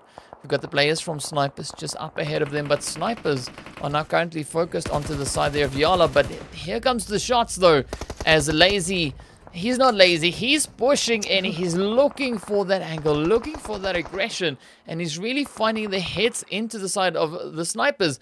Now Zaid is just out on the edge of that zone, deciding whether or not to try and push up, as we see that zone shifting up once again over in towards that far southeastern side. They know that they got one kill over here. They're trying to spot out the rest of the people over here. Otherwise, I mean, they were making a rotation up to the northern side, but really they just have to turn right back around and continue to go back to the south at this point, unless they want to continue to sweep the edge. But it does look like Chapo grabbing that vehicle. It looks like they're already making a move towards the south. Meanwhile, these teams that have been all the way up here on top for a while, the one member from YaLLa, and we can see directly below them, Alpha Legends, they have this high ground. They're going to be able to participate in a ton of fights. They just kind of have to worry about this solo above them. It seems like Alpha Legends are actually aware that there's somebody up here, so they can't entirely take advantage of their higher position. Yeah, it's definitely going to be quite a bit of a challenge for them to pull off any successful maneuver or rotation, especially looking at where the zone is currently placed. It's such a difficult angle, but I mean, Alpha, they're just hugging the edge of the cliff, trying to peek out every now and again, trying to see if anyone from YaLLa is trying to peek onto them. But now, as we can see, that zone is looking so tough, so challenging, but all the teams need to try and push on in. Here we go now. YaLLa rushing in once again, sending up a few utils, and of course Alpha right here trying to hold on a nice molly, now getting sent on over. But YaLLa turning up the pressure. Up they come, trying to flush them out, trying to find those hits. All relentless as ever. But here we go. Nice bit of an exchange up on the top as Chaos now gets knocked out. Powerful steps in for the quick confirm. We see Bandar also not getting knocked out in the process. So this is a really spicy fight between YaLLa and the players there from Alpha. I mean, they want to go on ahead and try to get this higher position. Anybody who grabs this high ground here will be able to just look down at everybody else inside this zone. So honestly, fighting for this spot could be a long-term advantage. So, I mean, they obviously have to run into each other at this point just to get inside zone, but whoever comes out on top is going to have a huge game. All of these guys probably aware of it, are trying their best to win the situation, but oh no, YaLLa once again getting another member knocked. I mean, Alpha Legends, they do still have some people up on the high ground. You can see that they're starting to use it already by being able to get those sight lines and toss in some easy util. I mean, SUDOR just playing this one, sending all the utils he's got in his bag, everything that he's got to his in his disposal, sending it up, causing quite a bit of damage onto the side there of YaLLa. So really interesting play that we see. But of course now we have the players from Snipers just down below. So this could be where SUDOR just strikes on towards them, finds those hits, and rakes in a few additional points. You can see already they're sitting on 8 kills. I mean, how many? Oh, sorry, no, that is 1 kill. My bad. There's 8 teams remaining. Whoopsie. But it's going to be interesting to see whether or not Alpha Legends will be able to get those points. I mean, they seem so hungry, so eager to get those points. I mean, in the position that they have, they should be. They know that they're directly underneath them. They're trying to go on ahead and catch them out, but they have that smallest little ridge. They can't go on ahead and overpeak. A bit frustrating, if you ask me. So they're just going to try and hold it and wait for it as long as possible, because they're going to have to move eventually, and that eventually is, of course, I mean, in 5 seconds. But, of course, RTG crashing onto HOTLINE. Looks like HOTLINE is going to have a second go at trying to protect the compound that they have. And this one, again, is huge. One actually is knocked currently. They're able to at least get one knocked back using some of those nades. So again, those safety utils starting off correctly for them. Will they get another as well? It looks like they will. So far protecting it once again. Let's see how HOTLINE is going to be able to do it once again versus a different team, RTG. Wow, HOTLINE just stepping up. I don't know where they find all these utils, but they're putting in such a strong effort to fend off RTG. As you can see, those hits coming in. Oh, Mumbai now jumping off of the top to seal the deal. And with that, sending back the team there from RTG. Absolutely phenomenal play. And that, of course, now brings them up onto 8 kills. What a strong showing it is from them so far. Yep, they have that compound. They want it for themselves, so they're going to protect it. And so far, it's doing really well for them in terms of placement and kill points. Meanwhile, back up above to the northern side of this zone, we can see that YaLLa Esports, there's still multiple teams that are trying to play up there. YaLLa Sniper, the one member from Alpha Legends. There's also, multiple teams down on the southern side. It really is a fight between the people who are up on top and the people down below at this point. I don't think anybody's really going to, obviously, be able to move back and forth openly. So I'm curious to see where this next zone will shift to and who is going to be happy and who obviously is going to not be. Well, we were expecting things to be challenging, but of course the zone just takes it up to the next level as we see RICO Infinity trying to push on in, but Prestige gets knocked out, finding a few hits coming in there from the side of Hamas. So the players from YaLLa still holding on. They're still in this. They suffered a few hits not too long ago, but here we go. Oh, just saw that play up on the top there as Alpha came crashing in towards Bandar. Now, everything up to Yamaz and Powerful for the side here of YaLLa. And of course, SUDOR still just holding up for the side of Alpha. But look at that though. I mean, these numbers, these points are starting to climb as YaLLa now already also sitting on 7 points. The site sitting on 6. And then of course HOTLINE sitting quite comfortably there on 9. But the hits continue to fly on in. And with that, Galaxy Racer now gets eliminated. But Powerful sending those utils across, finds a little bit of damage into the side there of SUDOR. But he's wanting to seal it up. And that's going to be a really tough position for SUDOR to get out of.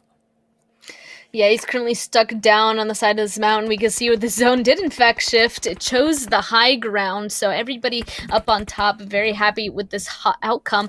I mean, HOTLINE, they've been doing well so far. I'm really curious to see how they're going to be able to pull this off. I do think they have a little bit of zone down below, so obviously they're going to have to go and play that, but we can see teams directly in front of them that will take the fight with them if they reveal themselves. One of them actually, here we go, being Prestige, watching from the only angle that they can start pushing in on. So RICO Infinity team currently holding them out. I wonder if anybody from up above is going to be able to help them, but of course right now they're a little bit distracted from this other team, Alpha Legends, that's been there kind of being a thorn in their side this entire time, so I obviously want to get rid of him too. Now that's going to be a tricky one, especially for YaLLa to find those hits. You can see, oh, the terrain they find themselves in is quite challenging, but of course now RICO Infinity pushing up onto the side. NASR comes strafing around the corner, finds the head in towards iKURD. Down he goes. That is the end of the sides. But here we go. Yamaz now striking some fear into the side there of NASR. So RICO Infinity now down to only 2 remaining players. So it's going to be pretty challenging for them to hold their line against them. As you can see, of course, the players there from HOTLINE, they're still sitting quite comfortably on 4 players still in this game. They were able to find themselves a little bit of a nice hidey hole, all of them looking directly up. They know that there's people up there, obviously. Seems like they're trying to toss in some util to get that kill, but I mean, Alpha Legends continuing to hold on. It's like, no matter how much util you throw at him and how much hardship, he's going to be able to thrive in a really awkward spot on the side of this mountain. I mean, if he can't make some sort of a rotation down the other side, it's going to be hard for them. Oh, they have to be careful about nades coming back towards them, though. Once again, zone closing, it's so tight at this point. 2 people up on top of the rocks. RICO Infinity team and HOTLINE are going to have to fight soon, and right when that pops off, I wouldn't be surprised if Alpha Legends and YaLLa takes a look on down. So I wonder if they were able to cut off line of sight. Oh, HOTLINE comes rushing out from that corner, putting quite a bit of hurt in it to the side here of RICO Infinity. As we see the squad now getting eliminated. So a really strong play from HOTLINE. Already now sitting on 12 kills. I mean, YaLLa and HOTLINE, they're really showing up on this match. Really coming out of nowhere and just bringing their A game. It does look like right when they got in that fight, Alpha Legends was also able to peek on over and get some sort of capitalization off of it, take one of the members from Hotline down. The thing is Powerful, he's actually been hanging up there on the far northern side for YaLLa. He's just kind of been chilling. There we go. It looks like they will be able to take out the thorn in their side as well. Alpha Legends now eliminated, and that means we're just down to 2 teams. The zone, where did it go on ahead and shift to? Because 2 of these guys, YaLLa up on the northern side on top of these rocks, while Hotline kind of stuck all the way down below. There's no way that they can get up. This is that punishing zone. I mean, just look at this. There's no place to hide, no place to go. And now we got YaLLa flying off of the top, trying to step on in, but Yamaz gets knocked out by the fall. It is a 1v2 potentially left now. And of course, Hotline just tries to give their farewell shots as that blue zone devours them. And we come to the end of that match. But what a play that was, though. I mean, YaLLa getting the chicken dinner there thanks to a nice contribution coming in from the blue zone. But what a finish, though. I mean, YaLLa finishing on 10, Hotline finishing on 13 kills. Wow. It kind of, I really like the ending there as well, because YaLLa, they knew that they had the zone, but they still had one go ahead and jump off to at least attempt to get those few kills. But Hotline knew. They ended up taking down their own teammate. They're just like, nah, there's no way that we're going to be able to do anything here since the zone decided to go up on the rock. So definitely a definite ending that we were pretty much aware of that whole time, but always interesting to go ahead and see what these guys do. I did not expect him to go ahead and jump off that mountain, but I mean, he could have gotten another point, I guess. Yeah, and of course, well, we're going to be heading into a quick break. So we'll see you guys back shortly after as we give you the rundown of what we had in this match. See you after the break.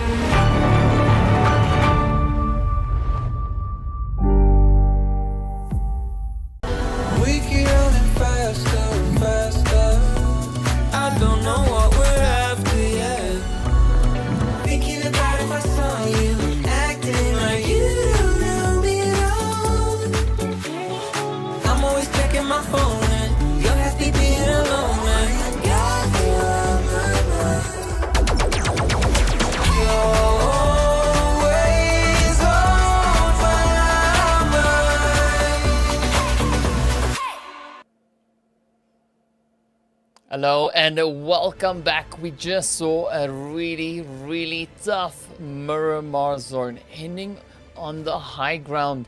And of course, we saw the players there from YaLLa coming, clutching that chicken dinner away from the hands of the players that we had there from HOTLINE. But what an interesting jump play that was from YaLLa. You've already mentioned this. Sending one down. I would have been so impressed had YaLLa picked off those shots while jumping down from there.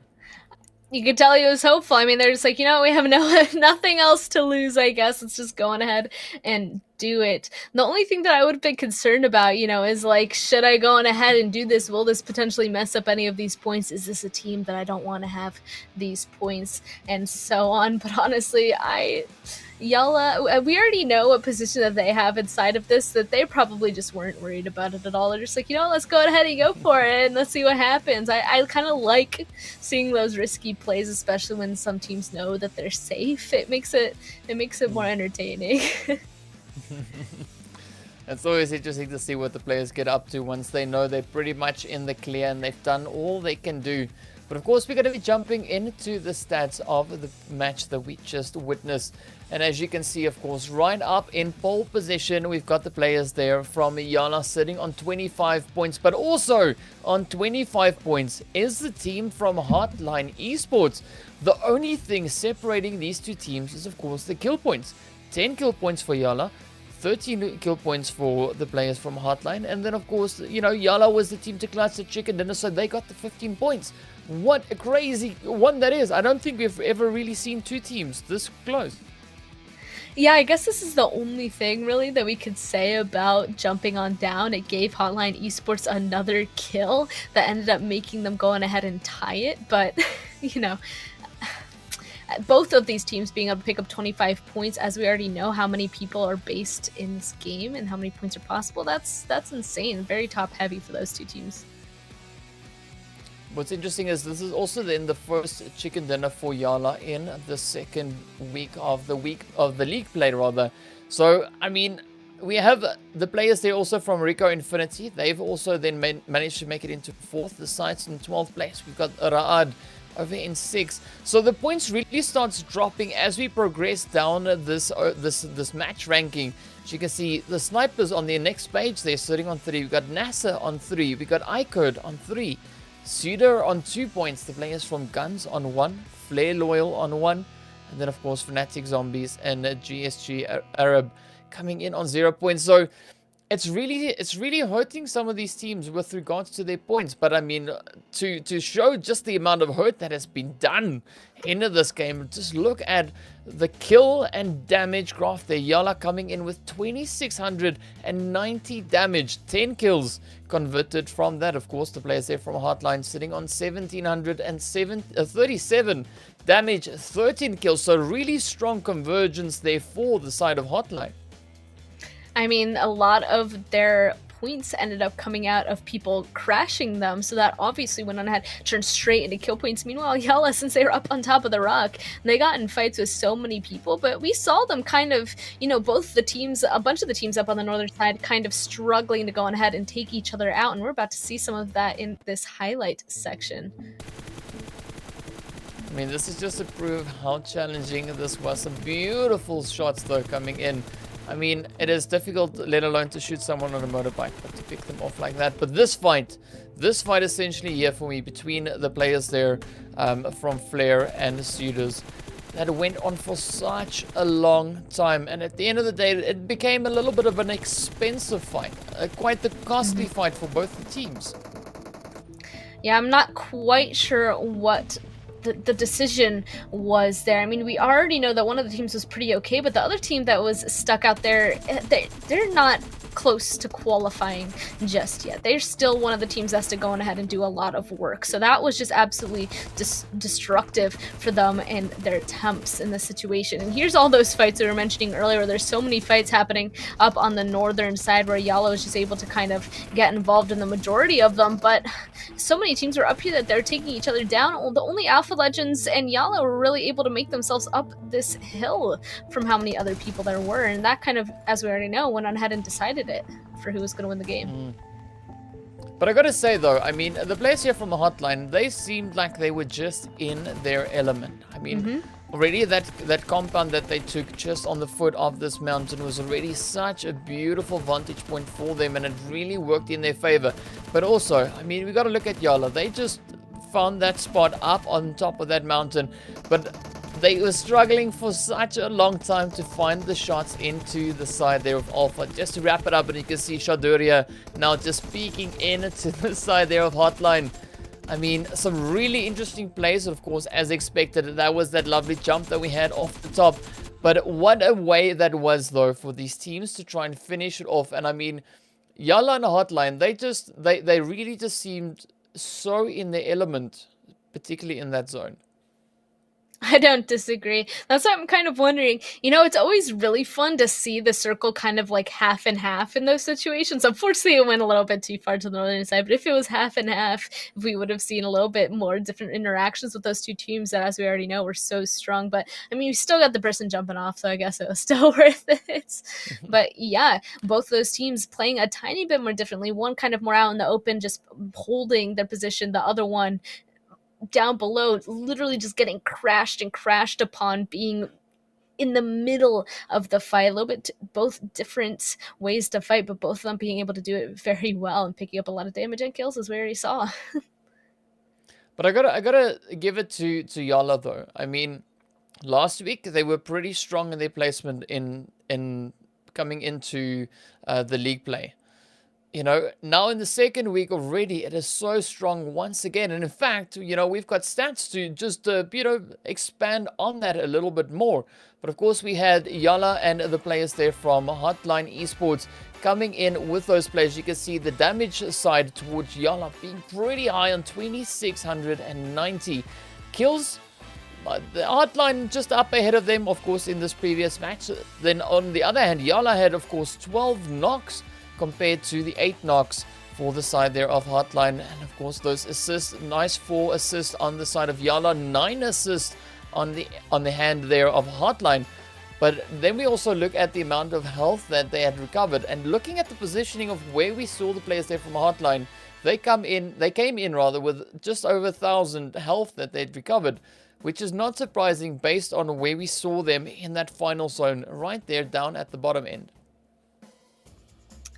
It's nice to go on ahead and contrast what each other were able to really pull off. It's interesting, you know, that some of these teams were able to go on ahead and pull off more assists versus those kills. But also, of course, we're curious to see how that's going to go on ahead and affect the leaderboard. So seeing that, we can see GUNZ Esports picking up they have 2 chicken dinners as of right now. YaLLa Esports already mentioned having their 1. GUNZ is in first with 1 more point compared to YaLLa with 76. YaLLa has 75. Fate Esports, a little bit more of a bigger gap, and third was 61. Then another jump. HOTLINE Esports 10 points further, 51. Zombies 51. SCYTES 50. RTG Esports 49, and Realtek 9 48. It looks like at one point everybody is really just 1 point off. Look, it continues. I mean, this just speaks to how tough the zone is. You can see NASR, of course, already coming in with that chicken dinner, but finding themselves over in 9th place on 48 points. SUDOR in 10th place, 47. Then RICO Infinity 11th on 45 points. The Snipers in 12th on 37 points. The Fanatic Zombies in 13th on 30 points. The Galaxy Racer in 14th on 29. Alpha Legends in 15th on 28. And as we move over to the next page, we of course then have the players there from Ra'ad sitting in 17th. Falcons in 18th. Flare Loyal in 19th. And Arab GSG sitting right there all the way out in the bottom. I'm surprised by this 4 teams, right? I mean, we saw the majority of these teams inside of our first super weekend. One of them actually doing really well in it, coming out in the first place spot of it, FalconsEsport. But now they're all currently down in the last 4 spots. And even in the last game we watched Flare Loyal team be completely punished by SUDOR Esports, who were already qualifying. I mean, that's ought to be a really frustrating spot to be inside. They're just like, we literally did it last week. We're so close to getting in. Literally, one of them is just tied by placement points. They don't have too far to go, but they don't have that many matches left. But so I mean, we were talking about teams that you know that we saw playing in the Super Weekend. And of course, you know, Arab GSG was one of those teams that went on through to go play. But this week, things are looking pretty tough for them. I mean, they're not really getting that foothold, that angle to play from. And I mean, looking also at how they performed in the Super Weekend, finished in sixth place, right down in the last spot. So I'm really hoping that they find their momentum again. They find their groove, that they can get back and start bringing in those plays, because I mean, really shown some great potential, and I'd really like to see them stepping up once again, bringing that, and maybe, hopefully, Sanhok will be the map for them in which they could, you know, step and deliver on that front.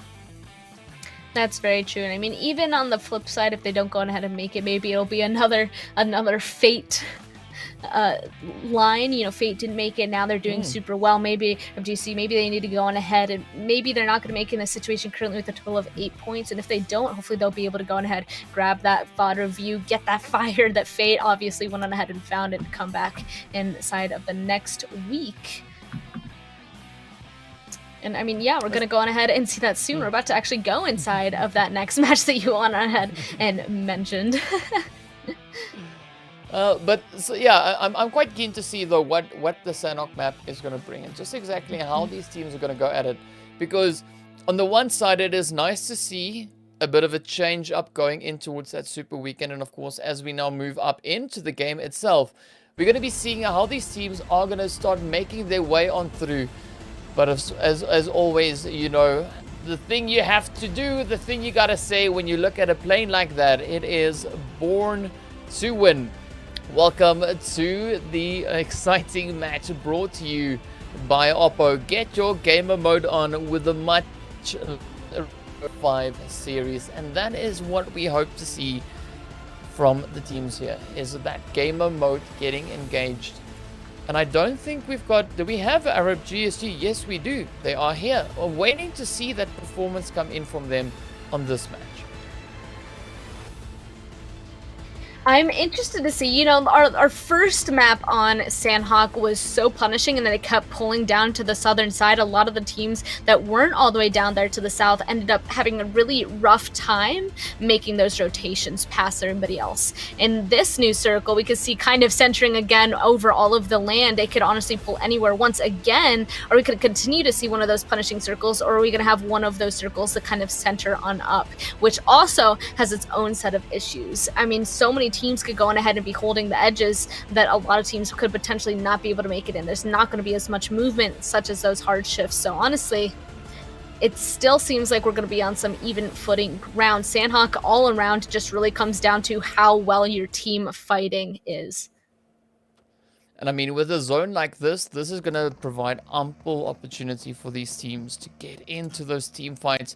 They don't really have to worry too much about the zone just yet. They don't have to worry about location. Now they can start focusing on getting that aggression, getting those fights, getting those points going. And of course, we already see a little bit of aggression coming out from the players there from Alpha Legends.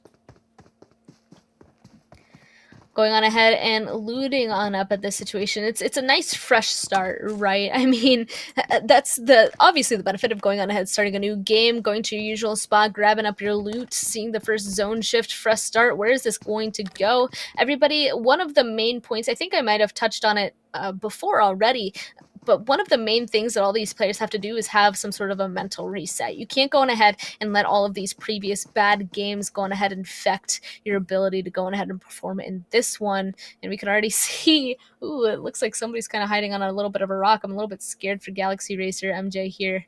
But everybody needs to go on ahead and be able to mentally reset and capitalize once again on this next zone. And it looks like SUDOR Esports is already going to start off on a positive note, being able to get at least one down.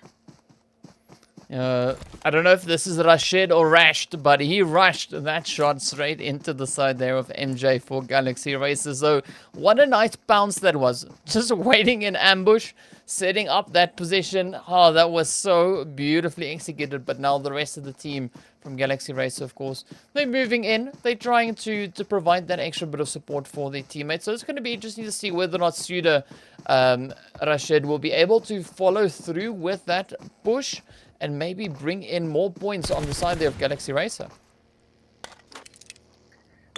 We can hear a little bit of a vehicle driving a little bit closer. It is his team going on ahead supporting him. And of course, the rest of Galaxy Racer, you can actually see them all the way in the distance there. But YaLLa Esports once again in boot camp. Do we see the enemy team up on top of the hill once again? It doesn't look like they're going to be doing it again this time. Instead, they're running up the hill and starting to get a loot situation on that. Right as I say it, here we go. Galaxy Racer making a move on up from that western side. They're about to have a really rude awakening here. There's a reason why Galaxy Racer has that word racer in their name, as they now come racing up the side of that mountain at the same time as YaLLa. So we're going to have a bit of a king of a hill fight erupting between these two teams here. And this is a really interesting position, though, for both of them. As we see Galaxy Racer now just huddling up behind some of those rocks, taking up those angles. But YaLLa already at the top. As you can see, Powerful up here in the shack. A beautiful nade, though, coming in there from Max Cash as he finds that head in towards Ida. So beautifully placed nade. But now Ultron also moving up, and up we go once again.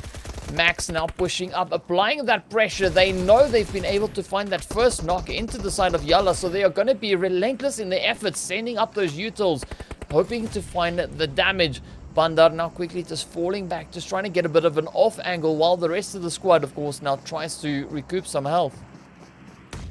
This is a hard push to go on ahead and make on. It looks like they're trying to just disengage down to the southern side, potentially realizing that an easy wrap could be coming out of this. But Bandar, he's actually stopping his wrap kind of short. I think he still thinks that they're up there on the hill, but Galaxy Racer, they went ahead and left up on top there. And I think that is obviously the better decision. Get away from there, reset a tiny bit, especially if you don't know exactly where everybody is. Bandar almost got a nice rotation around on them from a little bit of alternate angle. So they're just going to go ahead and get out of that bad situation and potentially revisit it later. And as you can see here, while they're crossing this road, SUDOR Esports is also here about to get involved in this fight. Another one of Galaxy Racer actually falling.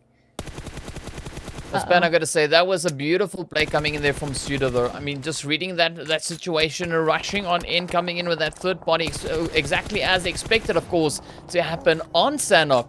But just look at that positional play from SUDOR, just finding the hits into the side of Galaxy, and off they go, racing right back into the lobby. But now, also over in towards Painan, we've got the players there from Zombies, so they need to be quite careful. I mean, SUDOR, yes, they did find the shots, but they also now they were also now drawing a bit of attention towards them. I mean, YaLLa pushed up on the hill, keeping a very watchful eye, and I'm pretty sure that Zombies are also starting to venture a little bit closer. As you can see, of course, now Safe just trying to make sure everything is safe as he tries to put those hits in towards Break, just on the opposite end. But Break now retaliating with a few hits of his own. Yeah, they ended up getting a knock onto one of the YaLLa members, so it just looks like these three teams might just be trading a few bullets back and forth. But Break now just going ahead, disengaging, continuing the four-corner hold of Painan with the rest of the team. And I mean, even we saw on that mini-map there when it was extended, there's people coming in from the northern side, so it's just going to be a bunch of damage from these two teams back and forth until these next few teams come on ahead, come in and catch the other team's attention. But some great awareness coming in there from SUDOR, as you can see them now just being absolutely relentless. Hidan coming in hit after hit, sending them over. Hidan now quickly dropping down behind the rock there, but he's so close. Hidan now just trying to find that angle. He knows there is an opportunity there, and he is searching for that opening, searching for the But of course, it takes a lot of patience, a lot of waiting. But he's going to try attempt that with the M4 spray. So that is quite a bit of a spray at this range. Oh, but he was waiting for it. Oh, but he's going to actually disengage on the other side of the rock, so he is going to be safe for YaLLa for now. SUDOR Esports back to the drawing board. Let's see what else that they can find. You can see them just making a tiny bit of rotation with the vehicle to grab a tiny bit better of a spot to hold and look around at. Meanwhile, we can see everybody else inside the zone also making some movements, grabbing the nice spots inside the compound. A ton of people up on the hills as per usual. I mean, Real Tiger 9 kind of stuck down in a bull compound with a ton of teams surrounding them, both Alpha Legends and SCYTES. They might have a difficult rotation out of their compound if this next zone isn't to go towards them, but as of right now, they're nice and safe inside of some hard cover. I've got faith though in Jigsaw. I mean, that was a phenomenal spray that we saw into the side there of sights. Eagle also now stepping up, you know, coming in with that X-ray vision, just looking to see if the coast is clear before moving up a little bit. Surprise also not just repositioning, but we have the players there from a Loyal also in the vicinity, and a really nice spread. Teams all starting to clump up a little bit over in towards those northern reaches. We see the players there from Alpha. We have Real Tiger 9. We've got the sites as well as the players there from RTG just holding those angles. But of course, those shots are now still finding their way on through. So it's going to be interesting to see as the zone, of course, now shifts up once again over towards the northeastern side. Just how these teams down in the south are going to try and rotate up. Because, I mean, Fate came into today looking really, really strong. But we haven't really seen that Fate play from yesterday just yet. No, not yet. And Flare Loyal team, they were taken out early last game, and it looks like they're starting this one with a bang, getting already 1 kill onto SCYTES. A little bit of a surprise attack. I don't think SCYTES was ready for that at all. Easy being able to peek and take down 1. There's still 3 more possible points, but right now a bunch of nades raining on. But that's, of course, it's not going to stop Arthur from continuing to push on forward. Raised door directly in front of him. You see the rest of his team trying to go for a little bit of rotations around on this fight, but he is definitely in trouble now, trying to disengage.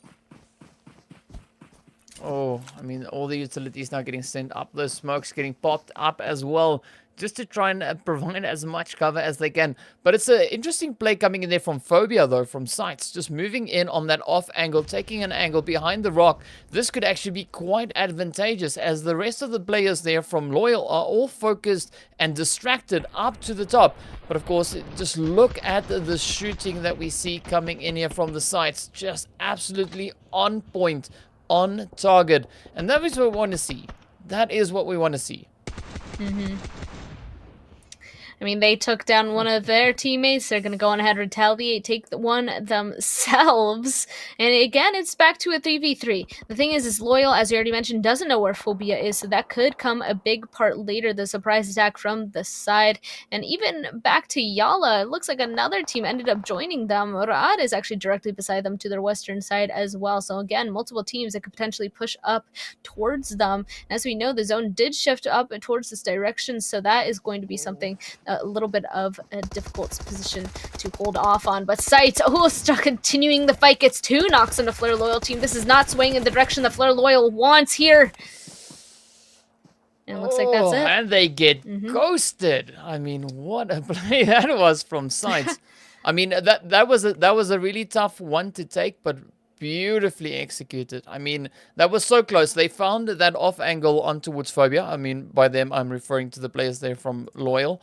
They found that shot in towards Phobia on the far side and just capitalized on that. But of course, now speaking about capitalizing, we see YaLLa still in this fight, keeping a very watchful eye on Ra'ad just down below, and Desha now just trying to pick a spot to move from. Yeah, from their spot up on top of the hill, it's definitely a position that's a tiny bit more difficult to go on ahead and protect, because there are so many angles to push up on, but also an advantageous one in that people do have to push towards you. This zone pulling up to the northern side, it's a spot that a lot of people use as a rotation, and YaLLa, we already know how well that they've been playing currently in second place overall. They want to try and gain even more points because they can, because they want to, because they're capable of doing so. So they're going to continue to stay there. No, definitely in a little bit of a harsh situation. They do have the opportunity to go on ahead and disengage and make some sort of a long rotation around, but they have to go on ahead and decide that once this next zone pops, or if they decide that they really do want these kills because they're in 17th place, if they're able to get an opening knock, they need to be aggressive. I mean, the zone is just not making things any easier. We've got so many people just spread out. Just look at the spread of all these teams. But of course, those hits are finding their way on through as we see a little bit of action coming into the side there of Ra'ad. But here we go now. Real Tiger 9 pushing up on the side of the sights. We've got Razur just lying in the grass, waiting, and down he goes. Quick reaction there from Jigsaw coming in. We saw those shots coming from the compound, but of course now he's out in the open, stepping up to the next level. Oh, some DBS shots trying to make their way on through, but not really doing the job just yet. Jigsaw once again pushing on up. Surprise, getting knocked out. Quick exchange though coming in between the players here from SCYTES and a Real Tiger. But now, Phobia holding off pretty low on health. He is getting circled by a Real Tiger. A really nice approach that we see, a really strong push that we see coming in there from them, and of course they find those heads. Real Tiger steals the kills, and down they go as SCYTES get sent back into the lobby. But this was a really good one, and already bringing in those 3 kills there for Real Tiger. Yeah, it looks like SCYTES were able to finish off one fight, but of course there's another one looming directly behind them in the distance, and Real Tiger 9 are going to come out on top. So this is where we mentioned that chain fighting is really important. If you get in a fight, you kind of have to expect that maybe somebody else is now close by, and unfortunately, I mean, it looked kind of okay for them at first, but unfortunately, they were taken down in the end. And I mean, that's just the reality of Sandhawk and taking early fights. Meanwhile, we have other teams like SUDOR Esports here. They still have the hard cover for themselves, and they're taking this quite safely. They're able to go ahead, peek out, get some of that scouting in, and for good measures, because if they try to make a rotation this way, we can see the FalconsEsport is there and ready to potentially hold them out. They're just lying in wait. They're waiting to bounce, waiting to get those shots going. So I'm curious to see though how the players here from RICO Infinity are going to play this one. I mean, yesterday they ended off fairly decently, but now they're venturing into that quarry. As we saw in the previous Sandhawk match, it's a really difficult position to get out of. Not the most ideal angle really to fight from. So I'm gonna be curious to see just how they're gonna play this, and if they're gonna potentially try and venture a little bit further in towards it. The zone, of course, fortunately, is preventing them from venturing further in towards that. But HOTLINE, they are keeping a very watchful eye on anything and everything that moves, and a beautiful setup for them in that compound. Yeah, it looks like if RICO Infinity were attempting to make any sort of a rotation out, HOTLINE Esports is definitely going to be aware of it if they go to the northwest side over there. So the only way that they could really make any sort of a move is super far down to the south, but of course, directly below here, the shooting in the distance, Fate actually pushed onto a team holding this compound and able to get some of those kills. And where are the rest of the members? No idea, but man, Falcon not just huddled up on the top last year, trying to outlast Fate. As you can see, we got Reef just down below.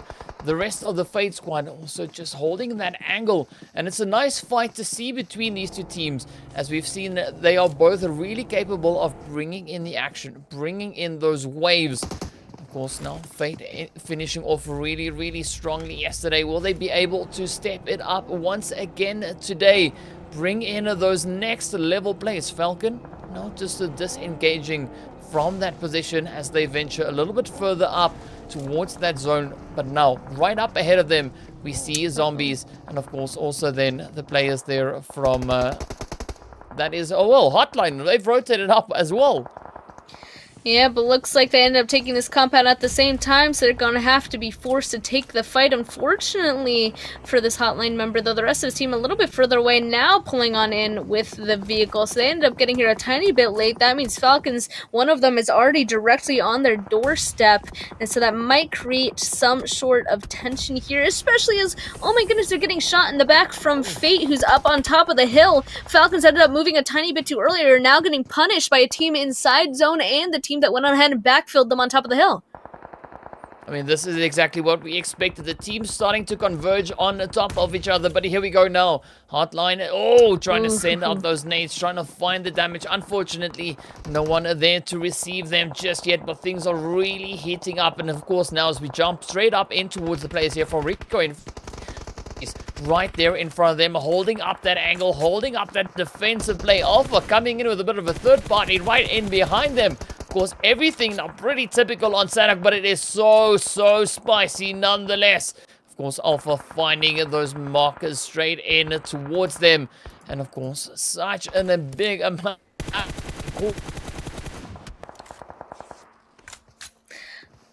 Couldn't quite catch what you said there at the end, but I do think I know what you were talking about. Yeah, just a bunch of these teams now, zone very small. You can see them just proning out at some of these rocks. Not ideal situations for everybody, but it is the harsh reality of this new zone. Even Fate now being forced to come off of that hill has to push aggressively into Falcons, taking that southern side of the zone. Even nades still raining down around them. Falcon Esports will be eliminated, and HOTLINE are now there to potentially hold them out. But they have vehicles. They're starting to try and make some sort of a rotation away to continue to play inside this game, but we can see that still there are a few teams in front of them that they have to go ahead and fight through. Meanwhile, Raad also gets eliminated, and we can see even more action happening in the kill feed. Oh man, this is really heating up as of course players here from HOTLINE now just trying to find those hits. They're trying to defend the edge of the zone. But of course, Real Tiger trying to do exactly that. Everyone trying to push on in. Fate now making their way into the zone, as you can see on the map there.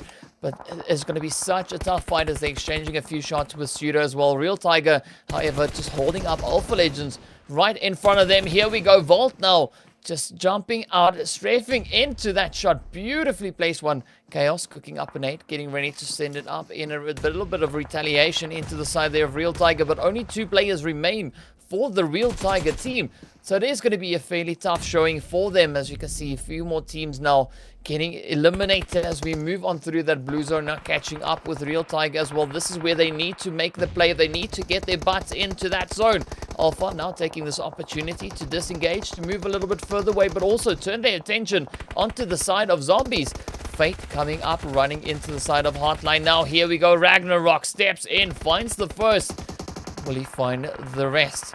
It is quite a challenging zone, but Fate now being caught in a really difficult predicament. As you can see, Ragnarok now trying to out-heal against this blue. Finds a quick confirm, but of course gets hit in the process. Wow. Molly. Ooh, come on. Are they going to try and get it? It's going to be so close. Oh, makes a quick dash for it. Alpha now getting hit as well. Zombies stopping them from getting into that zone. This is such a crazy play.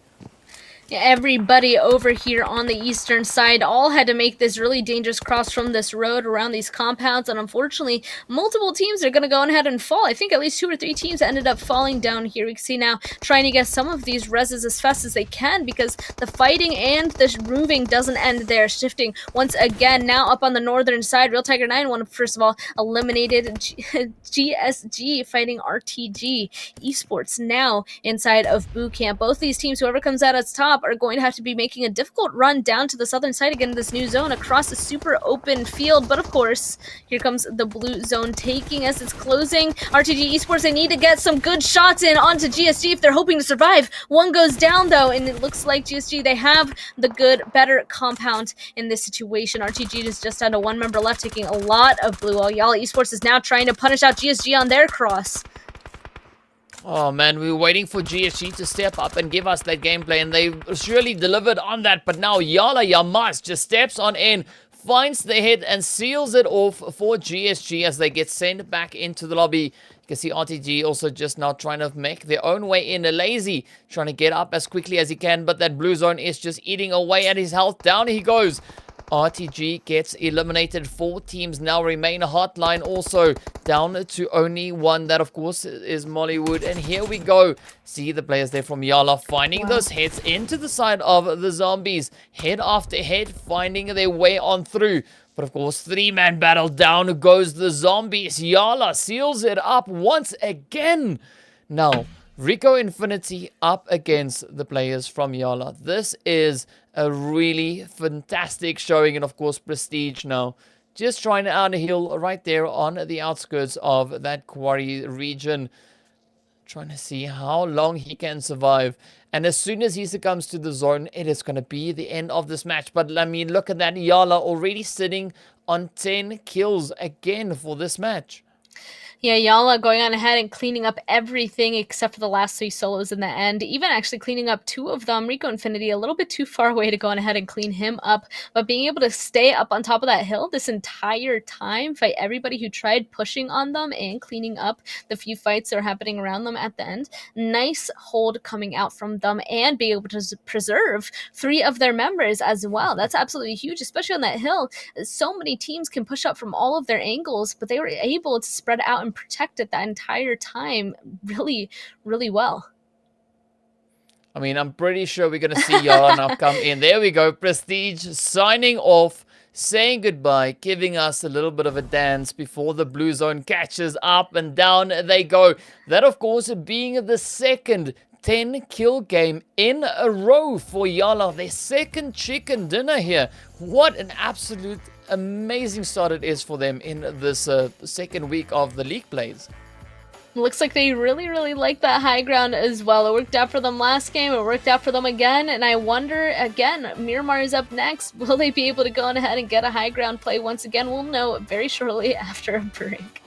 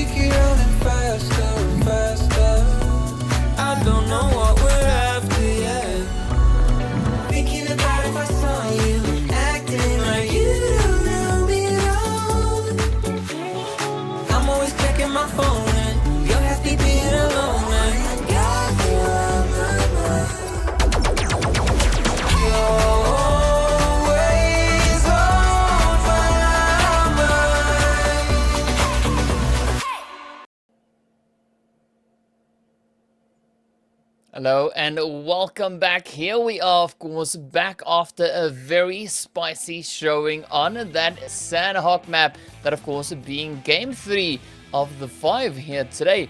And this, of course, being the PUBG Mobile Pro League Arabia, the week 2 of league play, day 2.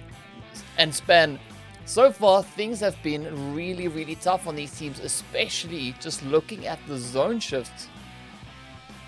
It really has. I mean, we've already had so many games where, first of all, the playing wasn't too nice for some of them, and then the zone shifts were very difficult. That last one, I think, was a little bit friendlier in terms of zone shifts, but the other two before, they ended up going into some wild places. So we still have 2 more games left that could potentially continue that trend, or maybe, you know, just to be a little bit nice on the players, give them something a little bit nicer, but I don't know. I don't know which one I'm looking forward to more. I think maybe we are expecting that difficulty in players being able to go ahead and pull it off at this point. But also, on the flip side, obviously we want to give everybody more of an equal chance to go ahead and try and grab some points.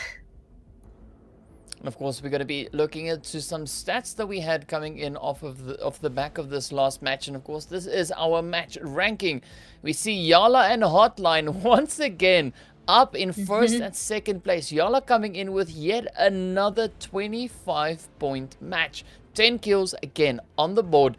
I think there's something in the water. I want to know what that is, but it's really working out phenomenally for YaLLa. HOTLINE also once again just coming out with that stellar performance. 14 points, 6 kill points, and 8 placement points. And of course, RICO Infinity taking 3rd place on 13. We see Zombies also on 13 points, but in 4th place. So those placement points just being what separates them. And of course, Arab GSG bringing in that performance we've been waiting for, coming in on 9 total points. Real Tiger 9 also then sitting on 9 points. We got the Fanatic Esports team on 7th. And it's been a really, really tough one. The players there from SUDOR also sitting on 7 points. And as for 9th through 16th, we can see RTG picking up 6, as well as Alpha Legends actually swapping what they gain it from placement points or kill points. SCYTES in 11th with 4, then Snipers with 2, Rod and Flare Loyal team with both with 1, and then FalconsEsport and Galaxy Racer coming in with 0. It's at this point where we were able to see 2 of the teams that we're keeping an eye on, RTG and Fate. Both of those teams we've kind of keeping an eye on, wondering if they're going to go on ahead and pull it back. And it looks like this time they found themselves on the correct side of the leaderboard. So that's very exciting to see that performance. I mean, Fate, they've been doing so well as of yesterday that we're still waiting for it to happen. But here's some highlights from the teams that are able to do really well last game. Of course, jumping straight on up into that. Just look at these players. I mean, this already was quite the challenging zone that we had for the teams. But I mean, SUDOR just played it so phenomenally well on that bridge. Unfortunately, they went out in 10th place, but they didn't stop there. They just kept on pushing. But this also was that highlight that we had in the game. Those laser shots from SCYTES. And of course, a beautiful right in there from Easy, making it look so easy. But this was quite a tough fight between the players there from, well, Flare Loyal and the SCYTES. As you can see, oh, it has been absolutely hairy. They end up being able to trade back and forth. We can see how difficult these angles are actually on Sandhawk with all these rocks. And even when they went on ahead and finished it, we know that they ended up running into an entirely different team. Meanwhile, RICO Infinity team and Zombies got in a huge fight. RICO Infinity team were able to keep one person up that ended up taking our 2nd place position. But of course, up here over on the southeastern side, a ton of teams tried making this rotation up this hill. Unfortunately, they ended up just being able to take each other out in this situation. So a ton of fighting down here that ended up picking up a ton of kills for some of these teams, but also a lot of blue zone damage, as you can see here in the majority of these clips. And with so many of these players, that awareness, that reaction they've got is just absolutely on point. I mean, look at YaMaz here, just lasering down towards the players there from RTG over in towards that bootcamp angle. But that, of course, is also where we saw the beautiful play coming in from GSG. Yes, YaMaz was perched up on the roof and he did manage to just pick them off. But what a good showing that was still coming in from GSG. But as we then, of course, went into that final circle, our seal the deal to seal the day on the side there of Prestige. Oh, man. Yeah, what a way to end it off.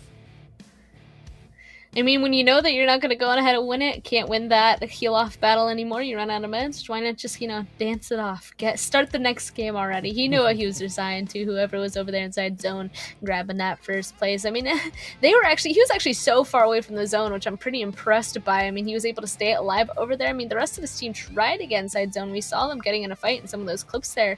So he was able to stay alive and grab that placement point for the rest of his team, which, as we know, it definitely makes a difference at some points. So nice dance off. They still obviously have a few more games to be able to play today to potentially qualify.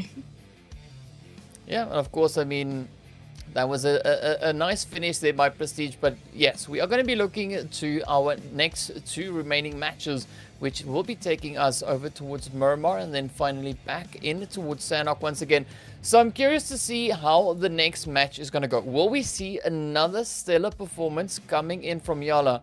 Because they've just come into today with an absolute mission. They were just going for those chickens, and they were just stepping up their performance and really delivering on that. I mean, last week we saw a really strong performance coming from them as well. But I mean, this week, back again, right there, back in grinding, finding those points to move themselves into that super weekend. They always seem, YaLLa has so far been really consistent being towards the top of the leaderboard. I don't think we've seen them at the top of the leaderboard just yet. Somebody always going on ahead and getting in front of them, but this time it might go on ahead and change, since they've been consistent. They were just missing a few little things, and it seems like they were able to go on ahead and figure it out. So if those last 2 games are anything of a premonition, we might go on ahead and see them perform even better these next 2, and I'm excited to see what they're going to be able to do coming into this super weekend, because we know that they're going to already be feeling really good about themselves and their performance.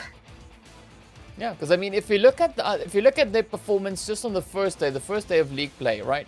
They finished in 3rd place overall, all right?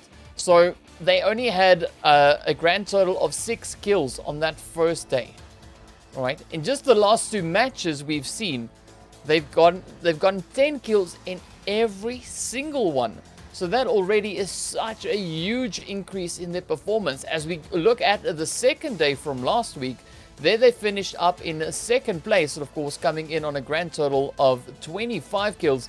But of course already today, that is quite a bit different. That is quite a different situation. They're already sitting on, I mean, almost double that. Yeah, like we said, slowly figure out the lobby, slowly figure out how to play these super well. It seems like some people have got the key, and I definitely think YaLLa is one of them. So, I mean, excited to see where that's going to go on ahead and catapult them once again, because they were, I believe, already in 1st place as of last game. How much further is that going to go on ahead and drag them in terms of points overall? Because, I mean, even last week's qualifier, we know that NASR, they had 120 points. I believe they were like almost like 20 points away or something ridiculous like that from the team in 2nd. We might be having another situation like that, except with YaLLa. And speak of it, here it comes, about to pop up on the screen. We'll see just how far they really are. Here we go. We can see that. Yeah. My goodness. YaLLa Esports are in fact in 1st, strengthening that distance to chickens now with a total of 100 points. And we can already see that GUNZ Esports in 2nd. They went on ahead and took that spot for themselves with 76. So it does in fact look like it's going to be that 20-point difference situation once again, at least for now. We still have 2 matches left for some of these teams. So they might be able to strengthen it even more. Maybe some people will be able to catch up. But Fate, they had a great game yesterday. They finally had a really good game today in this last one, putting themselves in 3rd so far. It's going to be quite the interesting few matches we are yet to move into. And of course, you can see that 2nd page. We got the players there from SUDOR sitting in 9th place on 54 points. SCYTES also on 54 points over in 10th place.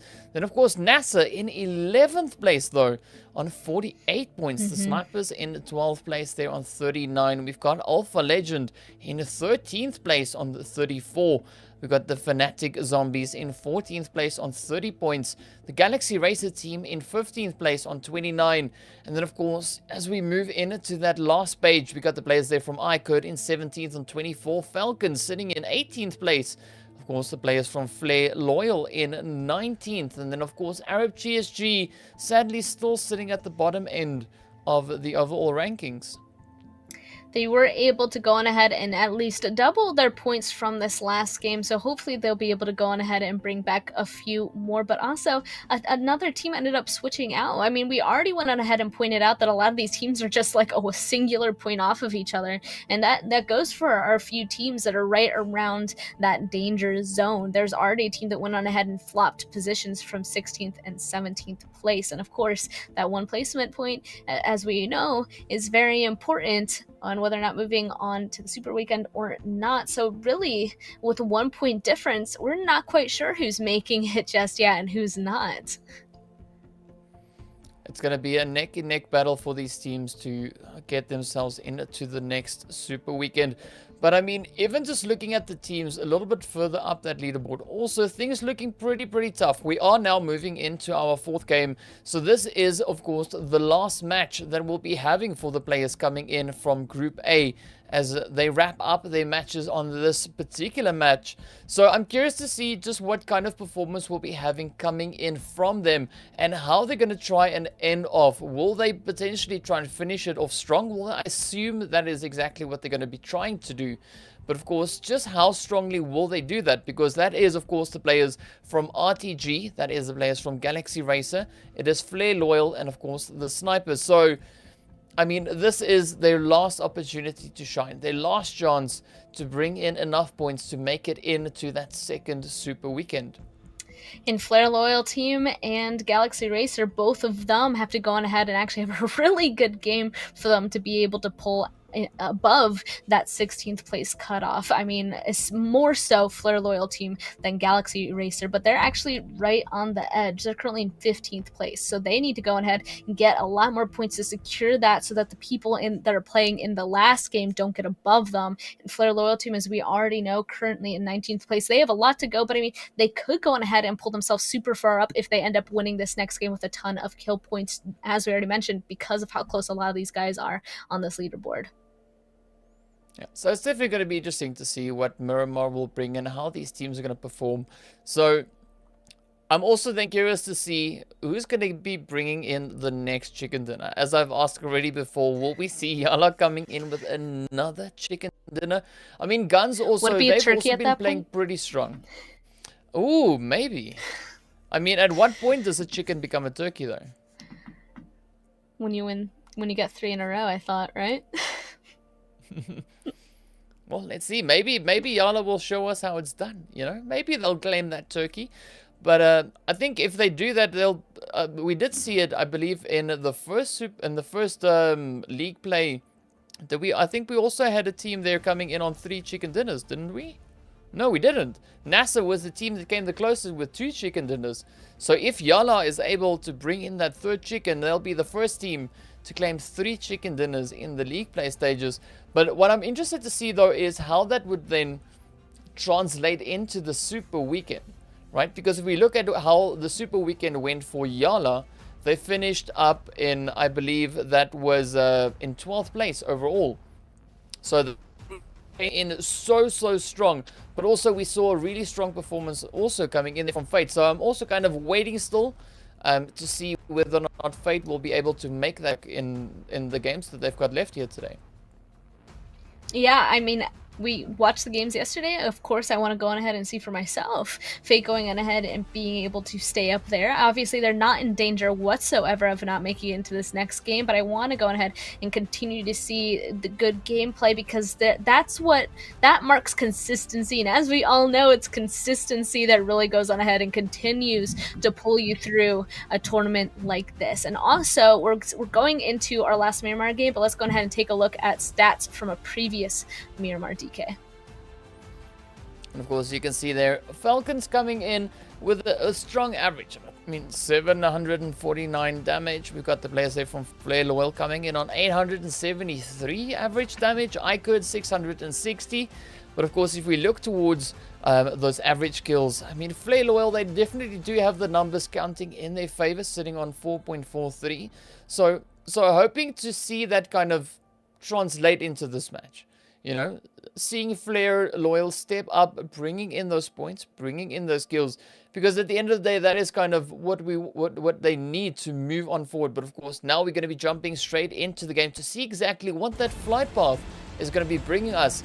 And as we will find out in due time, we of course, you know, we got to do the whole Born to Win, as that is what we are waiting to see. And welcome to the exciting match brought to you by Oppo. Get your gamer mode on with the much loved Reno 5 series, and we are waiting to see just how much these players will get into their gamer mode on the second to last match of the day.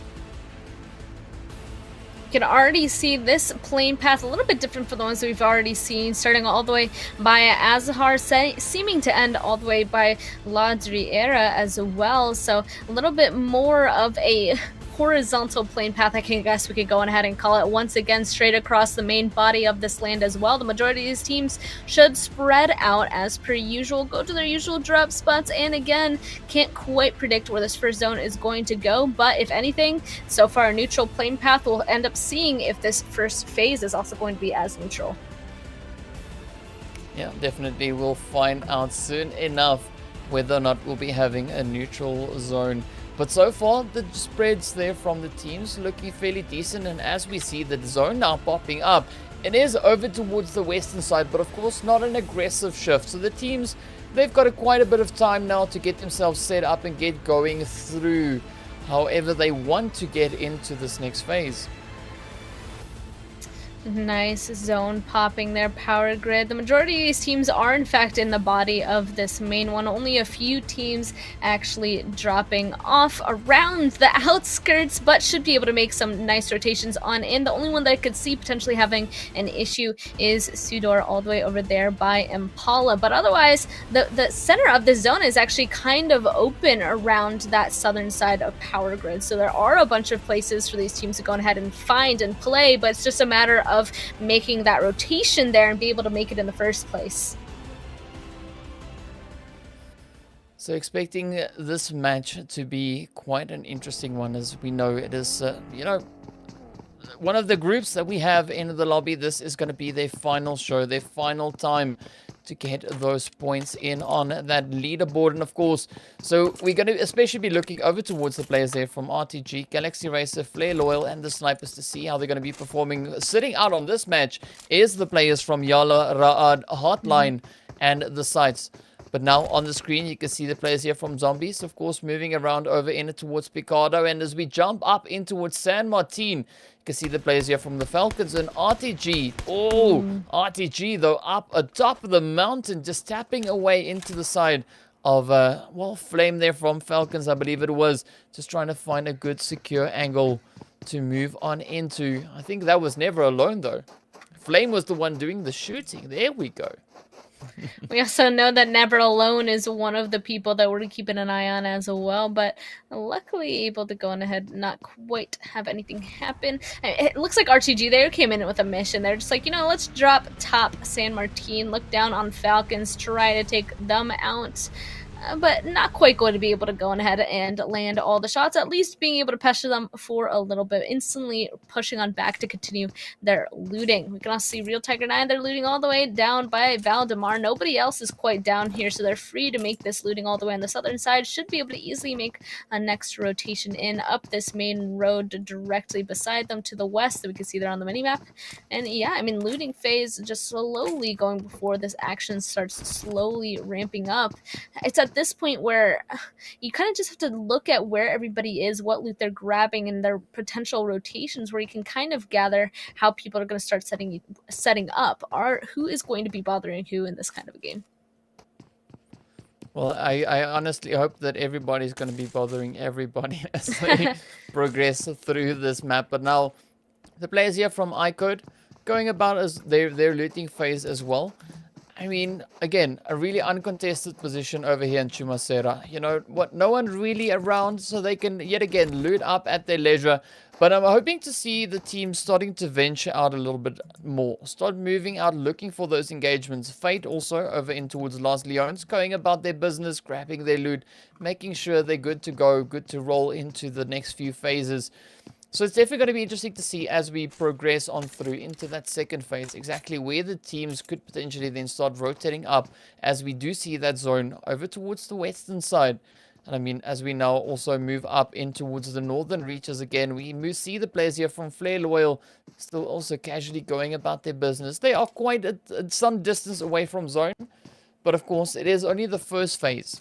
So nothing too major to worry about just yet.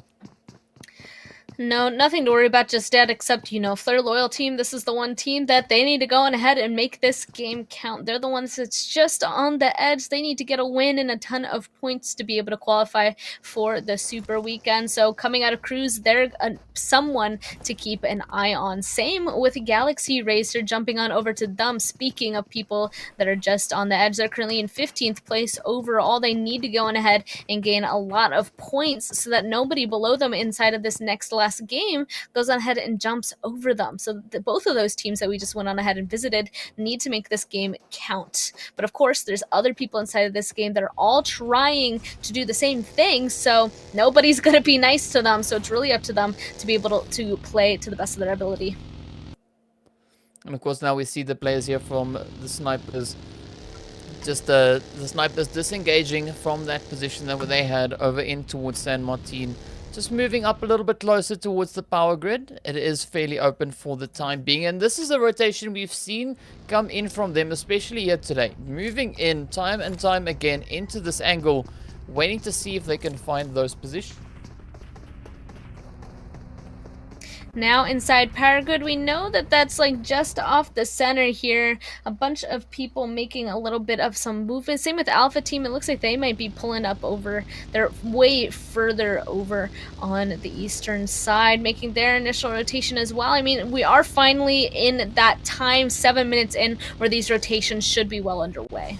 And we can see it once again, really nicely done. I love to see it when we go ahead and watch a team rotating and they stop for a scout, because you know that they're actually going on ahead and making sure that what's in front of them stays safe. You don't want to see any of those blind sends that ends up wiping a team or taking some people out.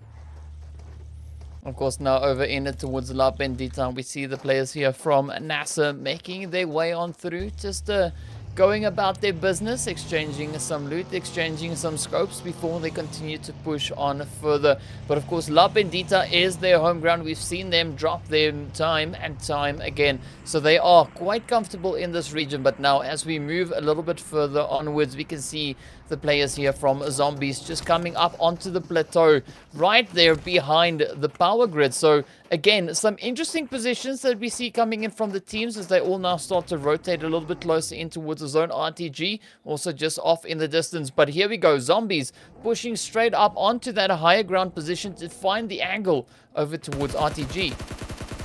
Oh, Hanselay spotting out one in the buggy. Instantly going to go for the spray onto RTG. Not quite going to hit. This could potentially be a fight that they want to take. You know, they have a little bit of the high ground. RTG stuck in the compound. Nice shots coming in from Soleil, getting that knock. Of course, we already went on and pointed out earlier, but he is one of the MVPs that we're keeping an eye on early on. And just again and again, we can see that why he was able to hit these very long-range shots, get those knocks in those 1v1 battles. The rest of his team now starting to move up the hill as well to help out. Yeah, he is just one of those absolutely insane players. But now looking at the zone, we got so many interesting positions we have these teams in. Of course, now depending on where this next phase is going to be taking us, that is where we'll find out exactly how the teams are going to try and make their way on through as the zone now moves again over in towards the southeastern side.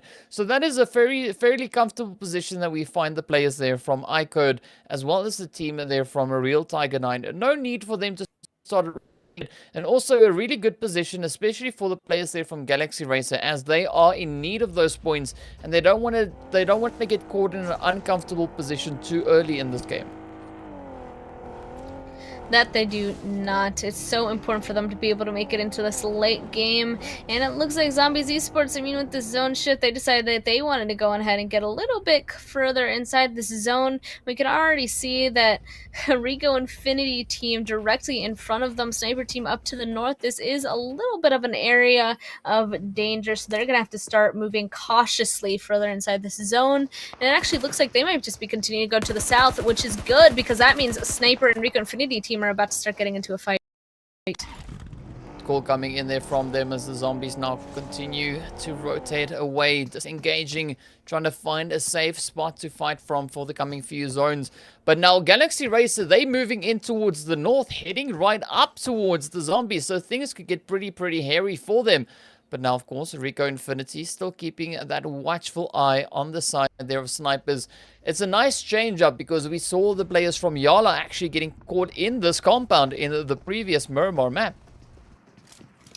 No longer stuck there. I mean, it looks like YaLLa is going for a little bit of a different approach. I mean, this zone is slightly different, so not wanting to go and take that just yet. So, I mean, Sniper, RICO Infinity, obviously going to take that for themselves, already scattering up on top of this plateau. They want to try it for themselves, you know, see how many fights that they can get into from up there. Oh, but here we go. GSG now keeping a very watchful eye on the Falcons. And the Falcons, of course, also now just scouting out the area, trying to get a lay of the land and trying to see if they spot any movement. But here we go now. Rex rushing on up straight into the compound. The rest of the squad there from GSG now following up behind him. Omar now having a few shots come in as well, but never alone. Making sure his teammate is never alone as he moves in to provide that extra layer of support. But a nice attack front coming in there from GSG. And a quick reaction also now from Falcons as they move on up. But Boompa on that far off angle could also find a beautiful vantage point in towards GSG.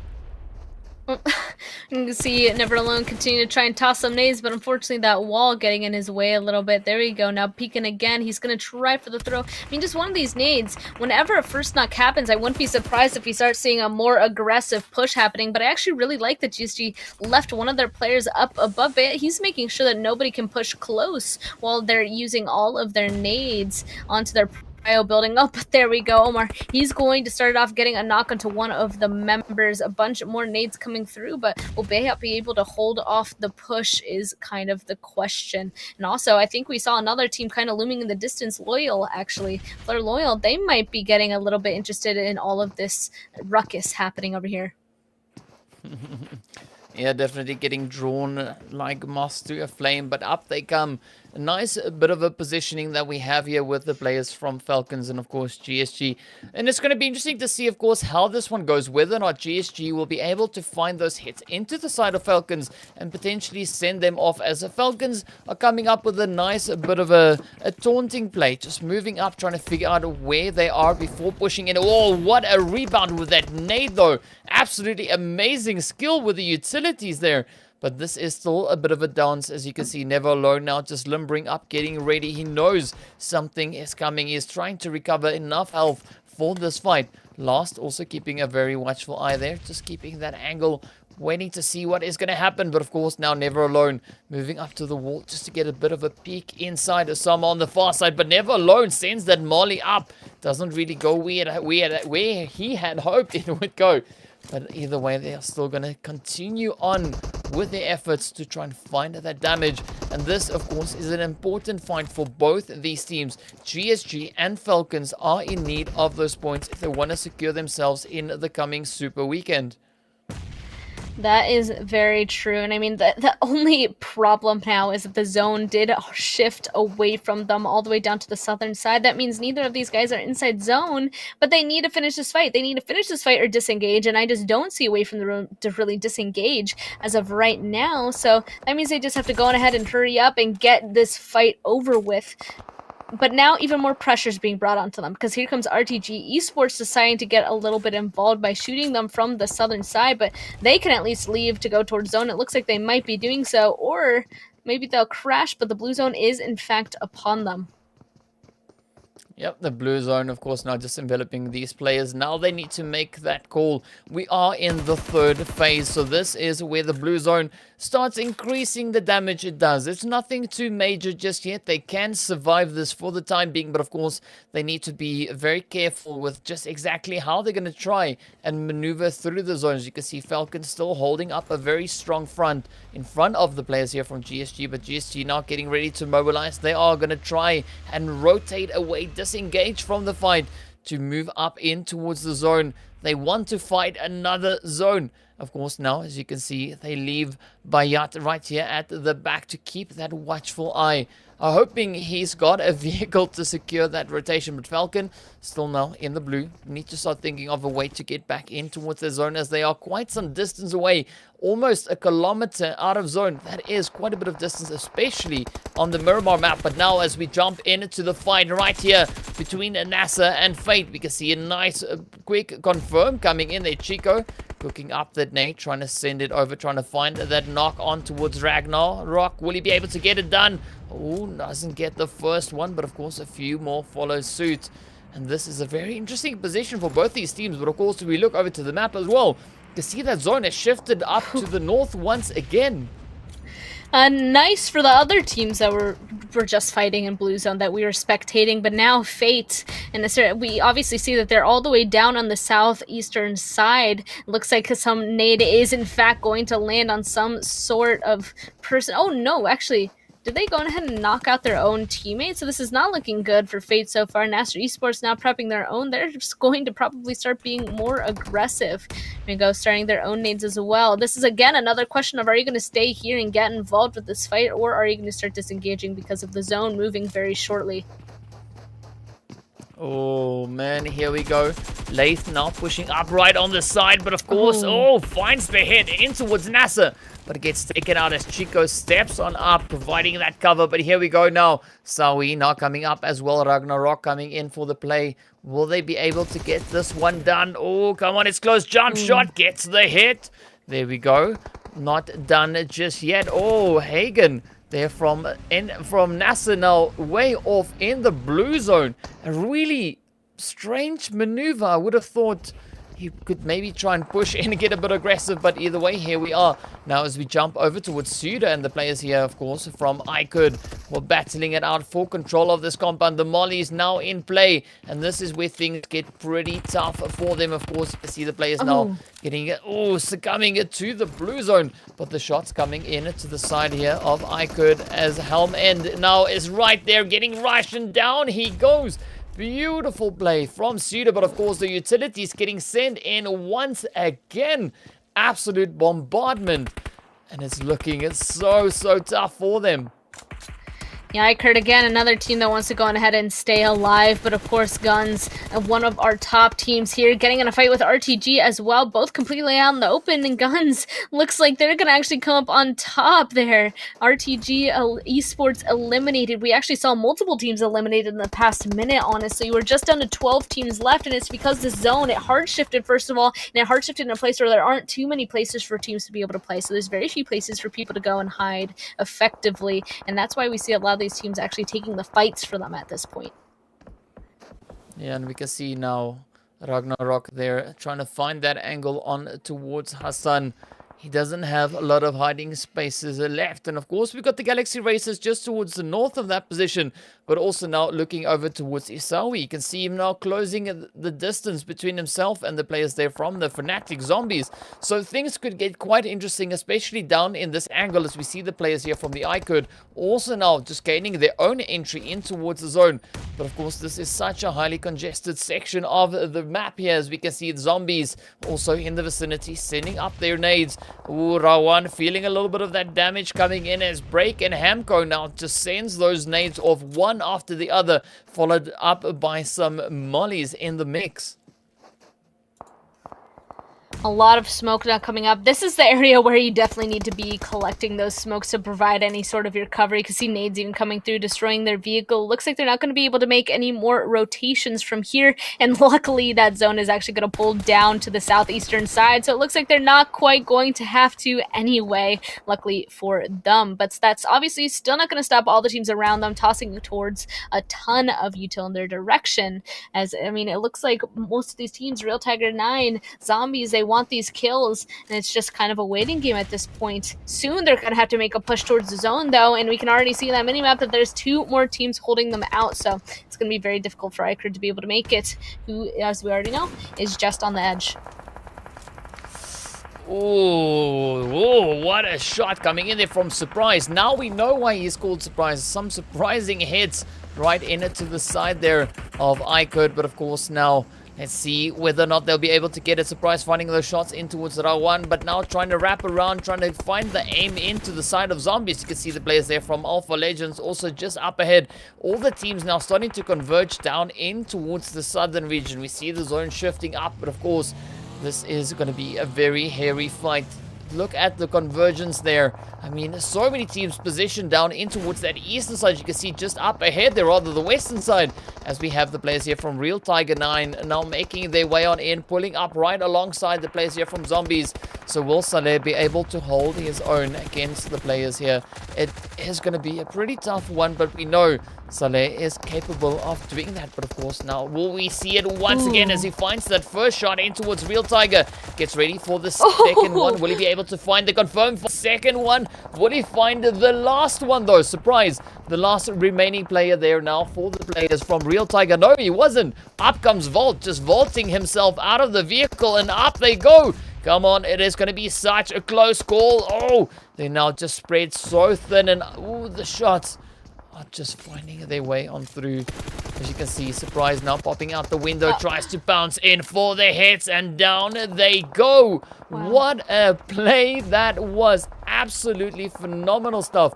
And Saleh picking up so many hits from that break, of course, being the one to seal the deal. But now strumping straight in towards the players here from RICO Infinity 8 and the team from Sniper up in the northern reaches of the zone. Both teams battling it out frantically, trying to get it, but it seems like the hits are just flying in effortlessly from RICO Infinity as they seal the deal and sends the players there from the Snipers back into the lobby.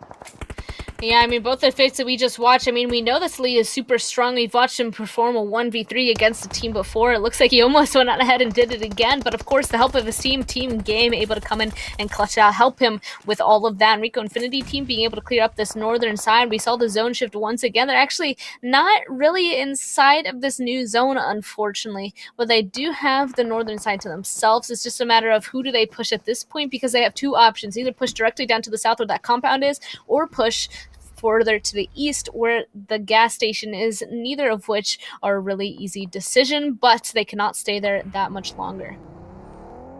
I mean, the only ideal positions to take is a little bit further up where we see the players there from GUNZ and, of course, NASR.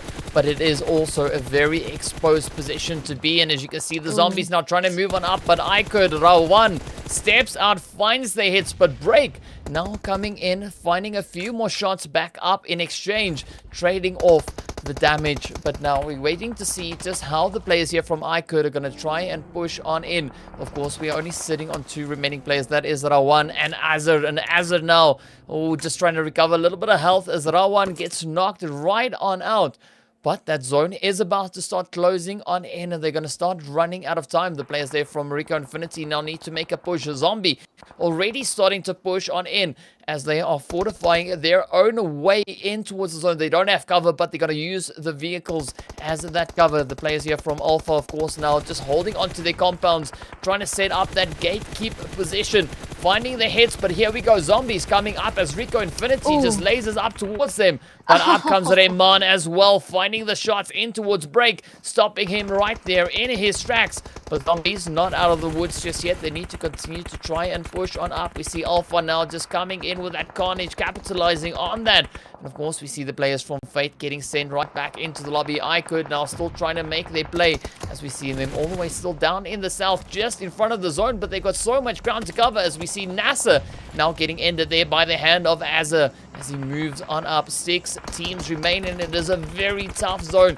Not a lot of hard cover for these teams really to make much use of, but either way, they are still going to try and play their utmost best. As you can see, the players here from RICO Infinity finding head after head into the side of the zombies.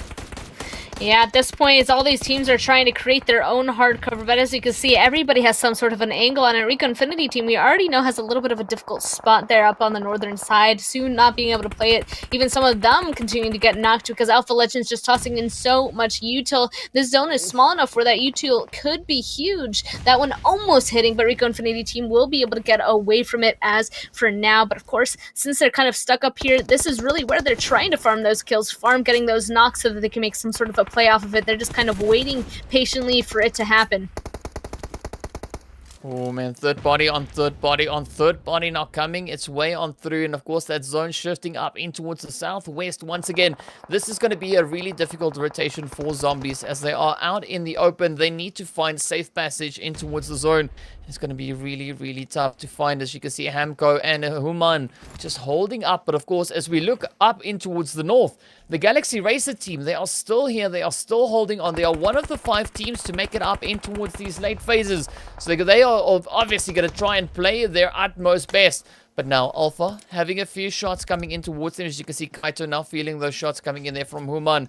But now the players here from RICO Infinity positioned up in the north. They're not in the zone. They need to find a way on in, but the shots are finding their way on through as Kaito steps on up. And also now we see SUDOR finding a nice shot in on the side there of Alpha into the hands of RICO Infinity. But Kaito sending up the mollies, trying to secure that angle. We can see GUNZ now in a bit of a tough here with the Galaxy Racers as Galaxy tries to push a little bit further inwards, a little bit further onwards. They still need to find a way into the zone. But RICO Infinity holding on, spots an angle into the side there of Alpha. Will they try and follow up on that fight? Of course, now Zombies capitalizing on their own positioning, finding the hits in towards RICO Infinity as they try to reposition up in towards zone. Quite a bit of carnage now just happening across the board as QTAL gets taken down, Khalid goes down, and of course gets thirsted as well. You can see Max now also succumbing to the shots. QTAL getting thirsted on up. Alpha Legends, finding the hits in towards Prestige, and down goes RICO Infinity. But now also the shots at the hand of the players here from GUNZ, just finding the shots. Ultron now trying to make a play here for Galaxy. Will he be able to make it though? It is so crazy. Yeah, I mean, all these pushes are really difficult, so this is where that gunplay utility use really comes into play. Even right there, we just saw GUNZ Esports eliminated. A fight happening through that smoke. We'd only have 3 teams left. The Galaxy Racers, Zombies, and Alpha Legends. Let's see what they're going to be able to pull off here. We see that Human is one of the last ones up for Zombies. They're trying to spot out the Alpha Legends, but they're currently being dealt with the Galaxy Racers, so this is a really difficult position for all of them. And honestly, I feel like Zombies Esports has one of the better positions while these other few teams are fighting, and you can see he's just being able to pick up these kills. I mean, Alpha Legends, they are looking so strong. Already sitting on 8 kills. They can acquire many more as they try to push on through. But of course, as you mentioned, we've got Galaxy Racer up in that far side, holding that angle. We've got the players then also right there alongside them, being the players from Zombies. So it's a really tough call here for Zombies. Humam, the last remaining player for the team.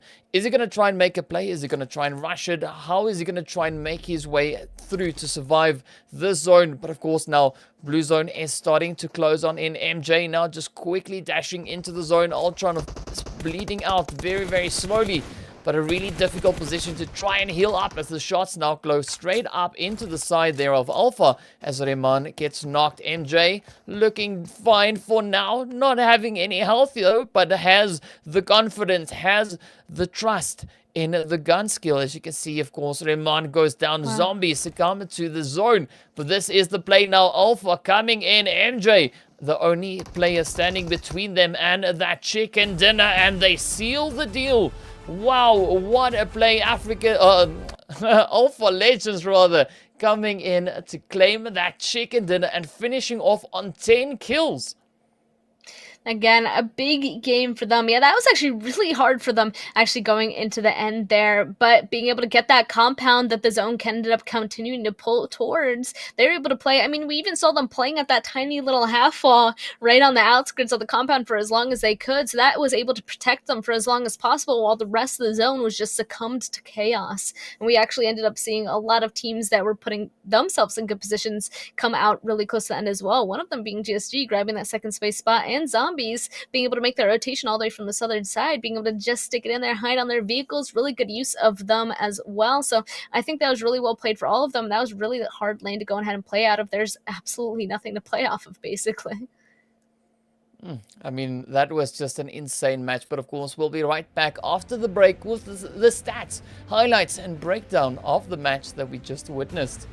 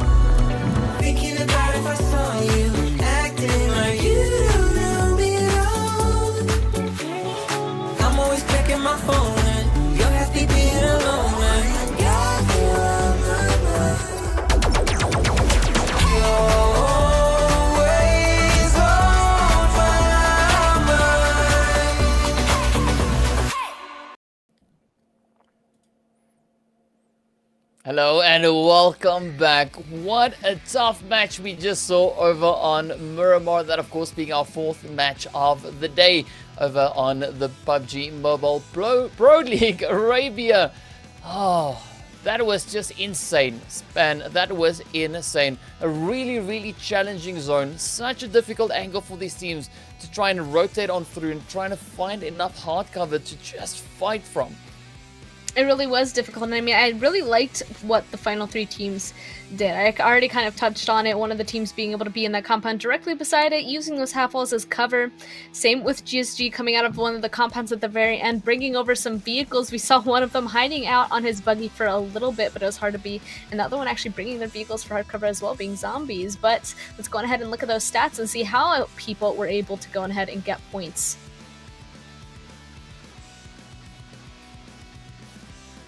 Alpha Legends looks like they're currently in first with a total of 25 total points from that match. Zombies Esports in second with 16. Galaxy Racer able to go on ahead, bring themselves all the way into third place total points. They grabbed second place. They got 2 kill points, 14 points total. RICO Infinity also in fourth with 14 points as well.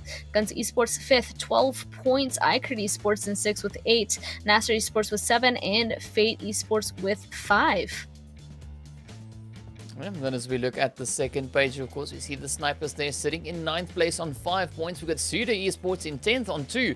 Then, of course, we got the players there from Real Tiger 9, Fanatic Zombies, and Falcon Esports, each sitting on 1 point apiece. That, of course, being in 11th, 12th, and 13th place. We got RTG Esports over in 14th place. We got the players from Flare Loyal in 15th. And then, of course, the players there from Arab GSG over in 16th place. And as we move over in towards our total damage graph, you can just see how much damage these teams have put in that last match. Miramar, of course, being so demanding with regards to damage, and Alpha Legion bringing in 2,601 damage and converting 10 kills out of that. Of course, if we look over towards RICO Infinity, you can see 2,176 damage, 8 kills getting converted from that, and the Zombies, of course, on 1,544 damage with a 6 kill conversion. That is some really, really tough stats. It looks like this time around on Miramar, everybody, the kills were a little bit more spread out. Last time it was definitely more condensed. And let's also go ahead and take a look at some player sets as well coming out of that. You can see Human from Zombies, Raymond from Alpha Legends, Prestige from RICO Infinity Team, and again, Chaos from Alpha Legends. Take a look at those stats, DK. Man, that's just crazy. I mean, look at the amount of damage that Chaos had done there. I mean, 2 players from Alpha Legends stepping on, showcasing right here. We got the kills, of course, coming in there as well. Prestige with that prestigious performance. Chaos, I mean, again, no surprise coming in there. And we look at the survival times as well. Some pretty decent players that we had coming in across the board. But no surprise to see 2 players from Alpha Legends finding themselves up in towards those stats. They're able to go on ahead and do a lot, and let's go ahead and take a look at what they were able to grab with some of those highlights again from the game.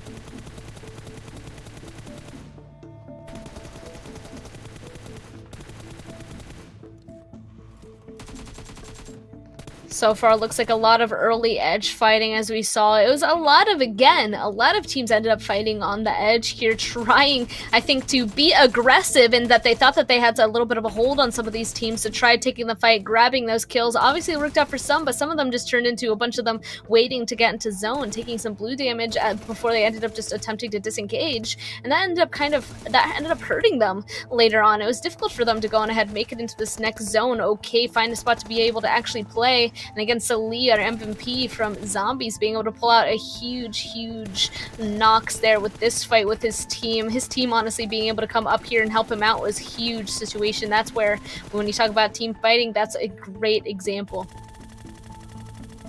Yeah, that was some really phenomenal performances that we had coming in there from Salih once again. But now, I mean, Alpha just finding themselves in such a beautiful position. This was a really tough zone, and it's interesting to see just how the zone kind of flowed and made its way all the way to where we see it in these final few zones. Just how the players from Alpha were able to position themselves and find a good angle, just bringing in all those kills, wreaking havoc throughout the zone. But of course, just look at this absolutely effortless play though. I mean, Rehman, the rest of the team, just such a great finish for them. And of course, now as we had Humam finishing up in that final zone as well, trying to make that last call to see what would work best. It was such a tough one, and MG then coming, or rather MJ coming in there at the end. Down they go. That was just an insane match through and through for Alpha. So a really good one for them once again. But now we are getting ready to move into our final match of the day, which of course will be taking us back over in towards the Sanhok reaches, right? So this is the match in which we won't be seeing the players from RTG, Galaxy Racers, Flare Loyal, and the Snipers, right? they've come to the end of the day. They just finished up in that Miramar map. But of course, we now see the players from YaLLa, Ra'ad, HOTLINE, and SCYTES. They are coming back again to also now wrap up their final match for the day. In fact, all the remaining teams, this is their last game, their last show, heading straight in towards that Sanhok reaches. So, based on what we've seen so far today, what are you expecting to see in the final match? Any particular team that you think would be standing out in this final show? Well, obviously, I'm going to be keeping an eye on YaLLa Esports. Now they're back. I mean, they were dominating the 2 games before they had their little break game, so maybe they'll be able to go ahead and continue get that turkey like we were talking about earlier. But also, Ra'ad, HOTLINE was the other team that ended up doing really well. So both of them, they were absolutely dominating in those last few games, and maybe it'll go on ahead and continue. But also, the few other points from what happened, we saw some of those teams might not. Well, we'll take a look at the overall standings a little bit later, but let's actually go ahead and compare some teams in that last game as well. We can see that RICO Infinity team and Zombies Esports, just look at the difference in damage. RICO Infinity team 2176 versus Zombies Esports 1544, and honestly, they weren't too far off in terms of kills anyway, with 8 versus 6. Well, it's also interesting to notice that, I mean, we had the players from RICO Infinity. They had 9 knocks, and from the 9 knocks, it converted into 8 kills, right? If we look at, you know, the other stats that we had there, it's pretty neck and neck with the spread that we have across the board, right? It's pretty neck and neck. It's a very close call. So I'm looking to see how that kind of then translates into what we'll be seeing in this final match. You know, whether or not we'll be having a lot more of that neck-and-neck kind of fighting coming in between the teams. Because, I mean, let's have a look at the overall standings. That will help explain the whole situation a little bit better, right? So if we look at the top, we can see the players there from YaLLa. They are holding on 7 games deep, sitting on 100 points. We got GUNZ sitting over in 2nd place, also 7 games. 2 chicken dinners for both YaLLa and GUNZ. GUNZ sitting on 88. We got Zombies in 3rd place on 80 points. Then we got Fate coming in, Chicken Dinner, 4th place, 73. We got the players there from RICO Infinity, one of the teams we were just looking at, of course, coming in 5th place, 72 points. As we move on to the next part of it, this is the teams, the kind of the list that we have at the current moment of the teams that we could potentially see making it all the way through into that super weekend. With the only difference being the teams at the lower end of this page might maybe still get moved out, depending on, of course, exactly who we have. And you can see we've got the players from Ra'ad, we've got Falcon, we've got Flare Loyal, and then of course Arab GSU. So looking at the points coming in from 17th, 18th up into 16th place, if these teams manages to bring in that final push, that final play, that last phenomenal performance, it could maybe be enough, because I'd really like to see the players from Ra'ad, for instance, make it back in towards Super Weekend again. I would as well. And I mean, I was going to say there's a couple of points of the people that aren't playing again in this last game. You already went on ahead and called them out. RTG Esports, Galaxy Racer, Flare Loyal Team, and the Snipers. There's already a few of those guys that they're solidified in that overall ranking that we already went on ahead and looked like. Flare Loyal Team, it doesn't look like they're going to go on ahead and make it this time around. Galaxy Racer right now, they actually might have a chance. They're currently in 14th place. They could go on ahead and hold that position. They currently have a total of 43 points, and the cutoff as of right now, the 16th place team has 31. So it's still a tiny bit close. Some of those teams could go on ahead and make a little bit of a threatening move, but otherwise they could go on ahead and make it into their first super weekend. So I'm kind of hoping that they go on ahead and make it, but of course there's still a few teams down there by that little switching point that have one last game, and they're going to be able to go on ahead and play their all, honestly, on their last Sanhok game. It's definitely going to be interesting to see as we move in. You know, there's so much that can still happen in this match, as we've seen teams, you know, at times just coming out of nowhere with an absolutely insane performance. And I mean, I'm hoping to see a step up coming in from Ra'ad, and of course from the players from Arab GSG, as they're currently sitting at the lower end of that. And you mentioned the players from Flare Loyal. We saw their last match, you know, so they're not going to be in this one. So I'm curious to see exactly what the final standings will look like after this match, and of course how the teams are going to go through it Will we see that aggressive play coming in from the teams? Will we see them get hungry for the skills, get hungry for the action? Because this is the last chance they have in this week to make it through into the Super Weekend. So, I mean, of course, as we know, for the PUBG Mobile Pro League, that is where it matters, is the Super Weekend. That is where the points matter. That is the points that decide who gets into the finals of the PUBG Mobile Pro League. So, I mean, if you haven't yet found yourself in that final Super Weekend, you want to try and get in there, because not only do the points matter, but also the players, the teams get awarded for the chicken dinners that they get in the Super Weekends as well. Yeah, it's just so important to go on ahead and make it into the Super Weekends. Really, there's the qualifying rounds. At this point, if any of these teams don't make it into the Super Weekend for the second time, I don't know if they'll have a chance of making it into a final. So there are a few teams that kind of, nail-biting situations that need to go on ahead and make it to have a chance. They need to go on ahead and regain those points. But as we're moving into our last game, the plane is about to start moving. We're about to see who exactly is going to go on ahead and qualify for a second Super Weekend.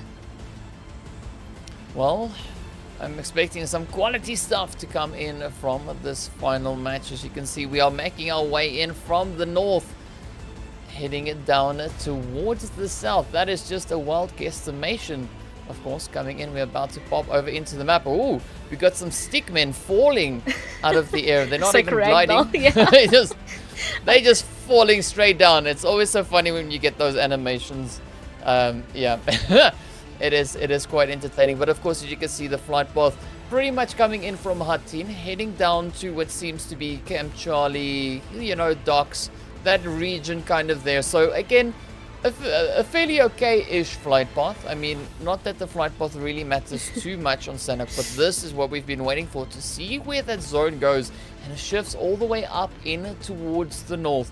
Now this is going to be an interesting zone, as we got a few teams positioned down in towards the south, and of course still making their way down. We're going to be waiting to see just how they're going to try and rotate up, and especially with the waterway being in the play, it's going to make for a few interesting maneuvers. I do think that this plane path does have a little bit of a sway on this first phase, since it went all the way down to Sami. So many teams did go ahead and jump out down there, and that means they're going to have to push up into this circle. So all of it was over to the western side. The first phase is a little bit more over to the east, so we're going to see some of these teams, the majority of these teams actually outside of the zone on the southern side, try to struggle to figure out a way inside. Honestly, in a situation like this, I would just go all the way around towards the eastern side. I would make that huge rotation. Well, it could be interesting, and of course, speaking about interesting, we see it in NASR and YaLLa right here. Hassan are now doing a dance up on the roof. Could be roofless, we don't know, we'll find out soon enough. And of course now, using the opportunity to quickly move back in, grab some weapons. Fortunately, not being able to jump at the opportunity of finding a few shots into the side of YaLLa, but YaLLa looking quite confident as they now move in towards boot camp, just setting up their dominance there. But now we look over towards the players here from iKURD and of course RICO Infinity, as they are also pretty close to boot camp yet again. I'm kind of wondering if they're going to post up on top of the roof once again and start shooting down onto YaLLa. What a little bit of a frustrating situation. I mean, in that, though, I feel like they would just move up to the northern side and just get out of there in general, especially because the zone is up to the northeast. But we'll end up seeing how that develops. But we'll also see what is Ra'ad doing. They're going for a boat tate on Sandhawk. Where exactly are they going? Up. That's where they're going. They're going up, up, and away. Way around that far western side of the map. So yeah, I definitely look forward to see where they eventually crash into. As you can see them now just up ahead there of the Fanatic Zombies. So Blood not really spotting them out just yet. Oh, or that's Bood. I don't know. He just missed but either them. way, that was, I mean, if he was able to spot them there and take aim, that could be the end of Ra'ad right there. It could have been. That's why I was like totally expecting him to be able to see it. Maybe they were just a little bit too far away for him to hear. But as he was running up to the building, if he was a little second slower, he would have definitely saw them. But you can see he's trying to make a rotation into the water because GSG currently in front of him. He needs to get around them so he doesn't run directly into this enemy team. But the enemy team is already taking shots at his teammates, so maybe he'll be able to get a little bit of an angle on the side of them that could go on ahead and help out his team to push up this hill themselves. Yeah, I'm really looking forward to seeing a strong play coming in there from GSG. I mean, I'm gonna keep on saying that until we see that come in from them. You know, they've got the potential, waiting to see that happen, but of course now they also have that potential to bounce on the Fanatic Zombies. So positioning is key here. I mean, you don't want to overcommit, you don't want to overexpose yourself too early. Yeah, you could try and use that surprise element as we see Rex and Co now move into the compounds. But here we go. I mean, Bood, he's just lying in wait. He's waiting. It's like, all right, if you want to come to the beach, I got you covered. You know, you can make the rush. I'll sort you out. It looks like he just perfectly has a tiny little lip right there. Oh, but he does see one of them trying to scoot back a little bit so he's not spotted out once again. In a situation like this, I mean, his friends, his teammates could go on ahead and make it up the hill in front of them to try and save out their teammates, and it might pick him up some kills. Oh, but he was, in fact, spotted, so this is not looking good for Bood. Nope. Looks like he's actually going to find himself down, and at this point, I don't know if Fanatic Zombies are one to go on ahead and engage in that at all. Well, I can tell you, Bood is not in the best of moods right now as he gets sent on over. Is he brooding? But now it is up to... Yeah, it could be. It could be. I mean, you know, everything is now up to Mexico and Boyka, you know, and Chills. I mean, I'm waiting to see what Fnatic is going to be doing with this, but I'm liking the show that we have from GSG. You know, I want to see a little bit more of an improvement on that, but either way, we're still seeing the performance coming in from them, and I'm hoping as we progress through the tournament that the confidence will start building and they start giving a bit of a stronger performance, as it is improving as we go through. Just looking at the first week into this week, already so much of an improvement coming in from them, but now here comes that situational awareness play. Are they going to try and maybe, you know, improve their standings towards the players there from Fnatic? Or are they just going to keep that distance? On the other hand, though, we see the players here from the Zombies just up above the players from HOTLINE. And with what we've seen from HOTLINE before on Sanok, they have that ability. I mean, especially Thanos. If he starts warming up his fingers, you know something's going to go down. True. I mean, it looks like they're interested in going on ahead, pushing into this compound. Do they realize that there's somebody in here? HOTLINE Esports, we saw them pop off in the last few matches. Will they be able to do it again? It looks like Bombay's ready. Zombies, here they come. Oh, but it's going to be Bombay that falls first. Thanos is now the last one up, an entire 4-man on top of him, and he didn't have his gun out. He also falls directly after his teammate. That is just a fat rip. Oh man, Thanos, no, why? But of course now, Molly is still alive and running. Of course now, trying to find a good position to move into. As this is now going to be an absolutely crucial part to play. I mean, the Zombies, they came up rushing in so aggressively, so beautifully. They weren't even phased. They didn't even flinch at the nades and the potential shots that flew their way. They did not. They were on a mission. We can also see, interesting, looks like SUDOR Esports, they're currently playing over on the western side. iKURD holding that hill, so it looks like YaLLa not going to be able to grab it again this time. I mean, I don't even think they want to. They probably went on ahead, rotated out to the northern side, but SUDOR also trying to use this as their own rotation path. It seems like currently being held out, so they're just trying to patiently wait. Already starting to swim a tiny bit, maybe to get up on the northern side using that water, but otherwise, it seems like a lot of these guys are just waiting for the next zone to pop before they make a move. And as we can see, we're almost there. Yeah, definitely almost there. And another team that is almost there is Fate, as they are almost on top of last there from Falcon. So it's going to be interesting to see. I think I thought he was AFK, but I mean, Fate, everybody is just patiently waiting. They're buying their time, trying to strategize as best they can, trying to see who's going to be the easiest team to take on, as this is the final opportunity they have here today. to secure those points to get into our second super weekend. So definitely expecting a few interesting plays to come in, and of course everybody's still just making their way around. SUDOR also just going for a bit of a splash, just trying to cool down, trying to stay and remain as calm as possible as they make their way on through. And all the teams, in fact, are trying to find a decent position to set themselves up perfectly for this coming phase. We have got a few teams still down in the south, so you know, we got Moltu all the way down in the far south. The GUNZ also making their way around, still there close to Sami, as well as the players there from RICO Infinity also still holding up in the blue. But if we look to the zone itself, we see Fate, we see Falcon, we see the players from Ra'ad, all there right alongside each other. And this is tension that is just building, and it's going to crack anytime soon. Oh! A nice nade coming in from Falcons. Falcons, honestly, this fight could be good for them. They need this fight to work out for them if they're hoping to go on ahead and make it into the last chance qualifiers once again. We already went on ahead and pointed out they were so dominant in the last chance qualifiers that if they make it again, they could potentially recreate it. But the first step, obviously, is to do well in the qualifiers. So picking up a few kills onto Fate, that could definitely pull them in the right direction. Currently in 18th place.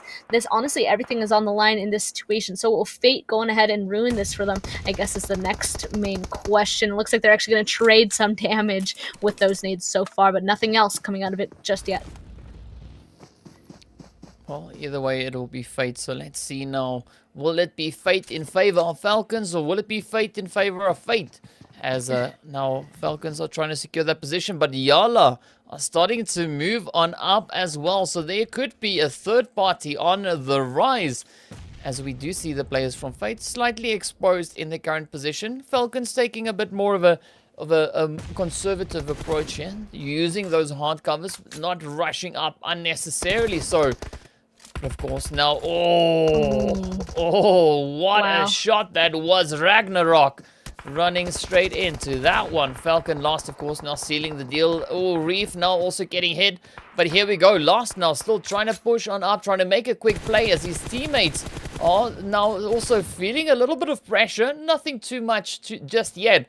But YaLLa is coming in, adding on with that third party.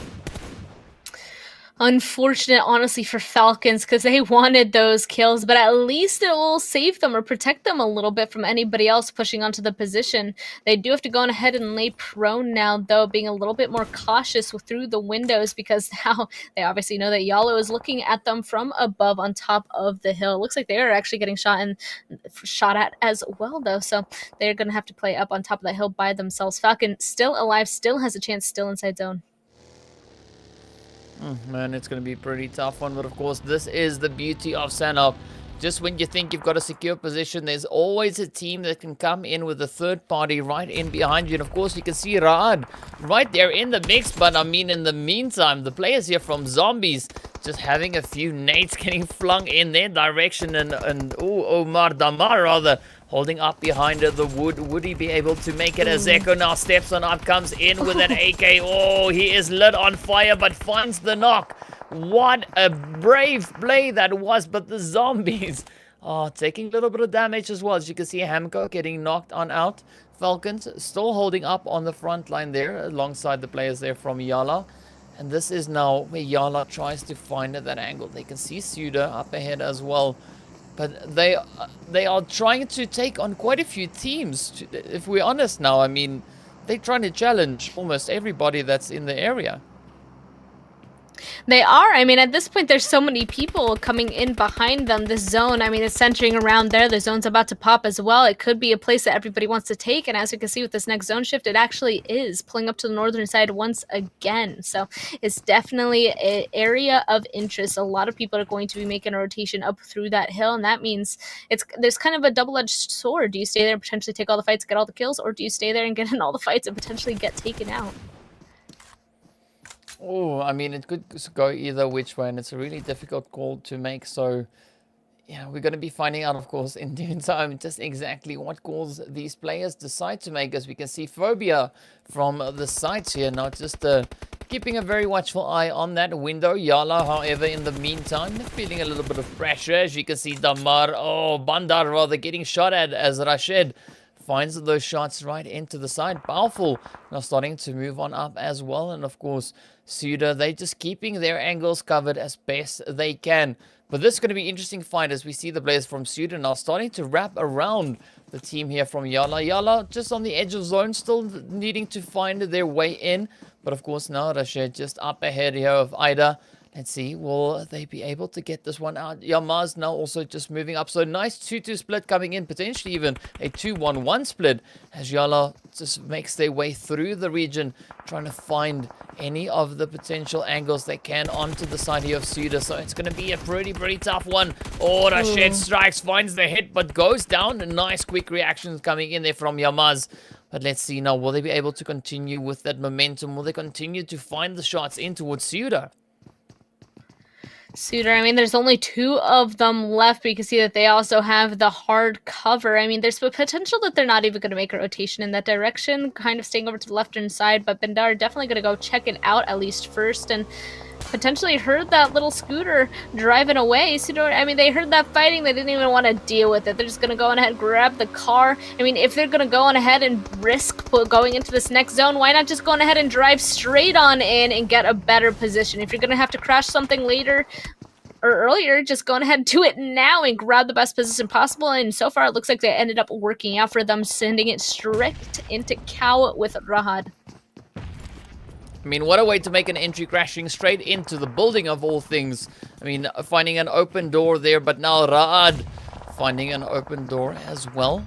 There was a grenade on the other side, so not the most pleasant door to be finding, but either way, they now return the favor on towards SUDOR, sending a beautiful one up. Now Sadat just keeping a watchful eye on that doorway. You can see Hidan not too far away, also just keeping that position over towards the south as his teammate now gets sent back into the lobby. Bellhop, of course, finishing it off.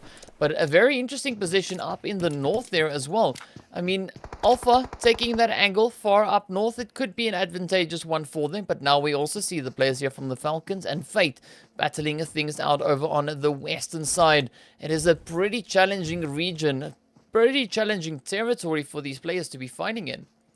It is completely out in the open, basically, on the side of these hills. There's definitely a few rocks, a few trees, but otherwise very much open. If they start pushing into the bull, people all the way on the other side could honestly see them and start taking shots. So FalconsEsport, they're definitely taking this a little bit more carefully. Looks like SUDOR Esports are going to be eliminated at the same time, but Fate to also make a rotation away. There's just a few people over here, basically, all playing the same terrain and all trying to get inside this next zone.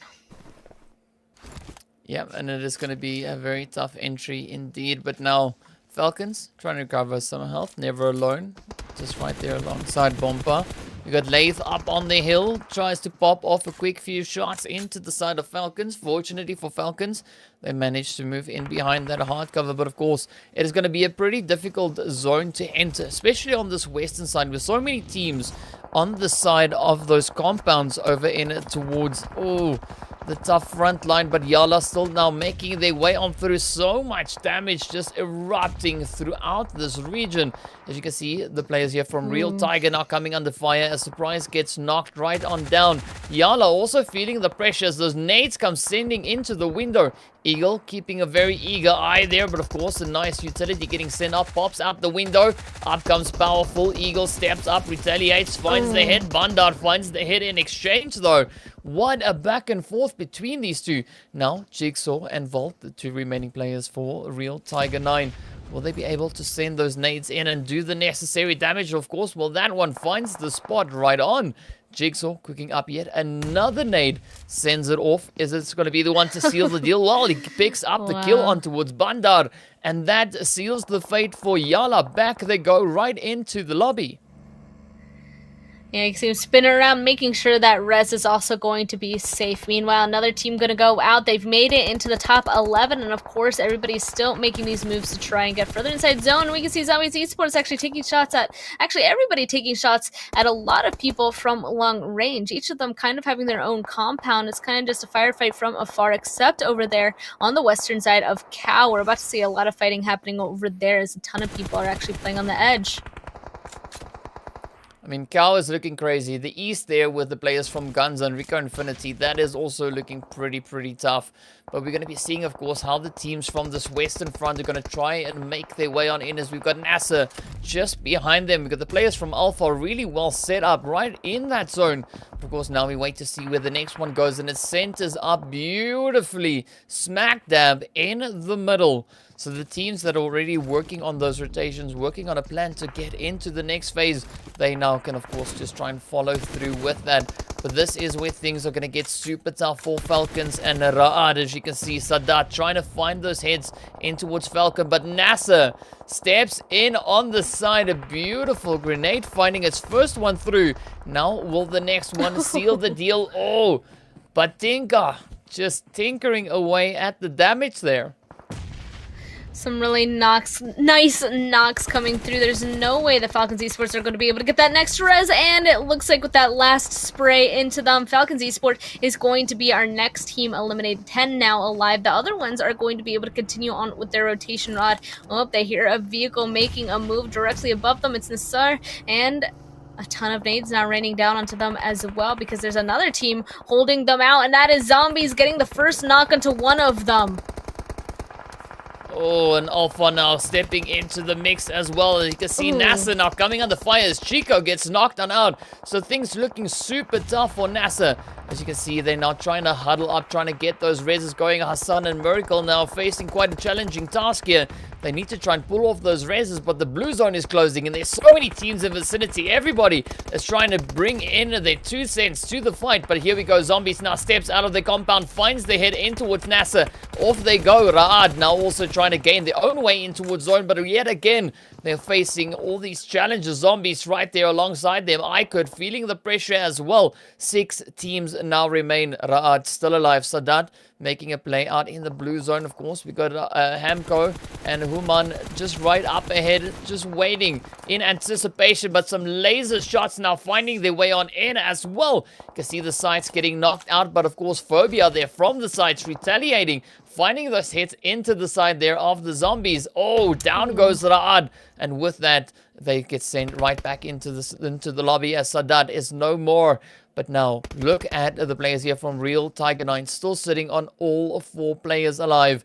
A really decent positioning down in towards the southern reaches of the zone. 5 teams remain, and of course, now scratch that, make that 4, as the sights get caught in the sights, and also another team there, GUNZ, also getting caught in the sights of Alpha. This is an absolute chaotic zone. Oh, make that 2. Zombies go down as well. It is now Alpha up against Real Tiger 9. They are not stopping at anything. But look at this. The players from Real Tiger 9 already sitting on 8 kills. 1 kill away from 9. Will they be able to bring that last one in? As the players from Alpha now make their push on in from the north, trying to find a secure angle to come on into. But Real Tiger 9 are so well set up already within the zone. It's going to be pretty difficult for Alpha. As you can see, SUDOR now getting knocked out as well. Captain, my captain, getting caught by the tree. The last man down with the ship. Will he be able to outlast that blue zone? It's going to be such a difficult one. But Real Tiger now just bouncing on them, positioning themselves up on the roof, spread out through the zone. Surprise! Now moving up as well. Down goes Captain. Oh, come on. Could this be the final play? As we see Rahman now holding up Kaito, also right there alongside him, holding his hand, supporting him in this final push as the players here from Real Tiger 9 come rushing on in. Up comes the nades. Come on, is this going to be the one? It's going to be so close. You can find it. Oh, down goes 1. Come on, 1 more to go, Reman. And now the last remaining player, the last remaining hopeful. Volt now steps on in, rushes through the smoke, rushes into the door, finds the hits, but doesn't close it up just yet, and down they go. I don't know who won that. I think Real Tigers won. The one's pushing, because the person from inside of the shack was the one that fell. So I think that was a Real Tigers win. That was actually a really difficult ending right there. Everybody just sending it towards the shack. That was insane. I mean, what a performance that was. It was so chaotic right there in the end. I mean, it was so difficult to tell, but either way, well done, well played Real Tiger 9 claiming that one, and of course finishing off on 11 kills. Absolutely phenomenal performance, but of course we're going to be jumping into a quick break, and we'll be right back after the break to discuss the chaotic zone that we just saw.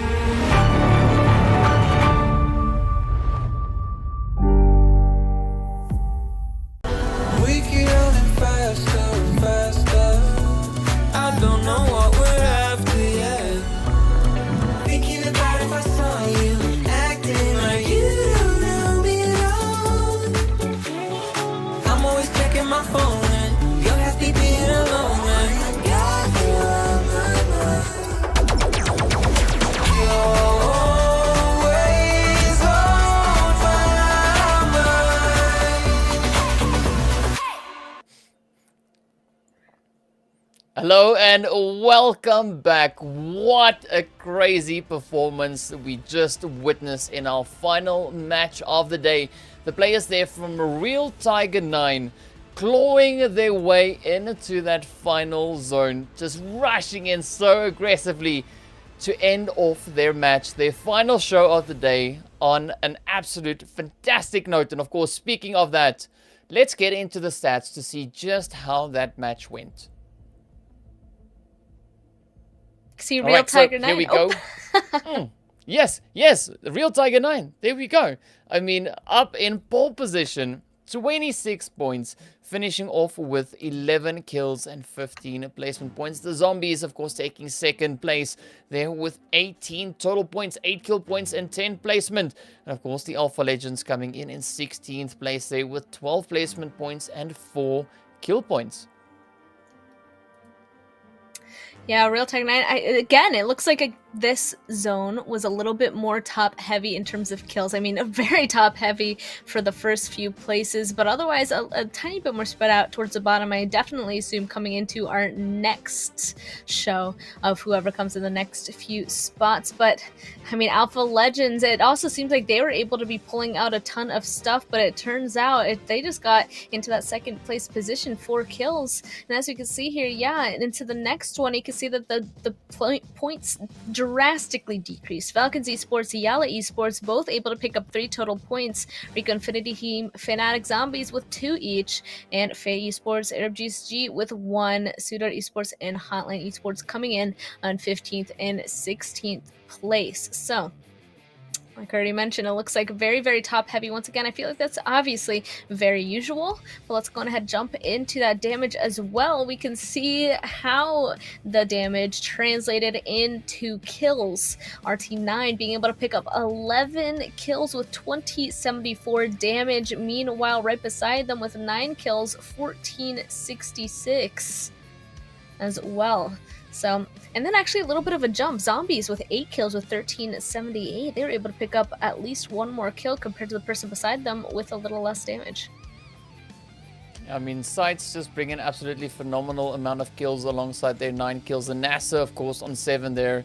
On that 1443, just some insane players. And we saw as we were making our way to that final circle, things just started heating up and heating up. We had so many smokes in play. And then, of course, that aggressive bounce coming in from Real Tiger 9. Just insane stuff. But, of course, speaking about insanity, let's look at some of the stats of the players that we saw in this match just now.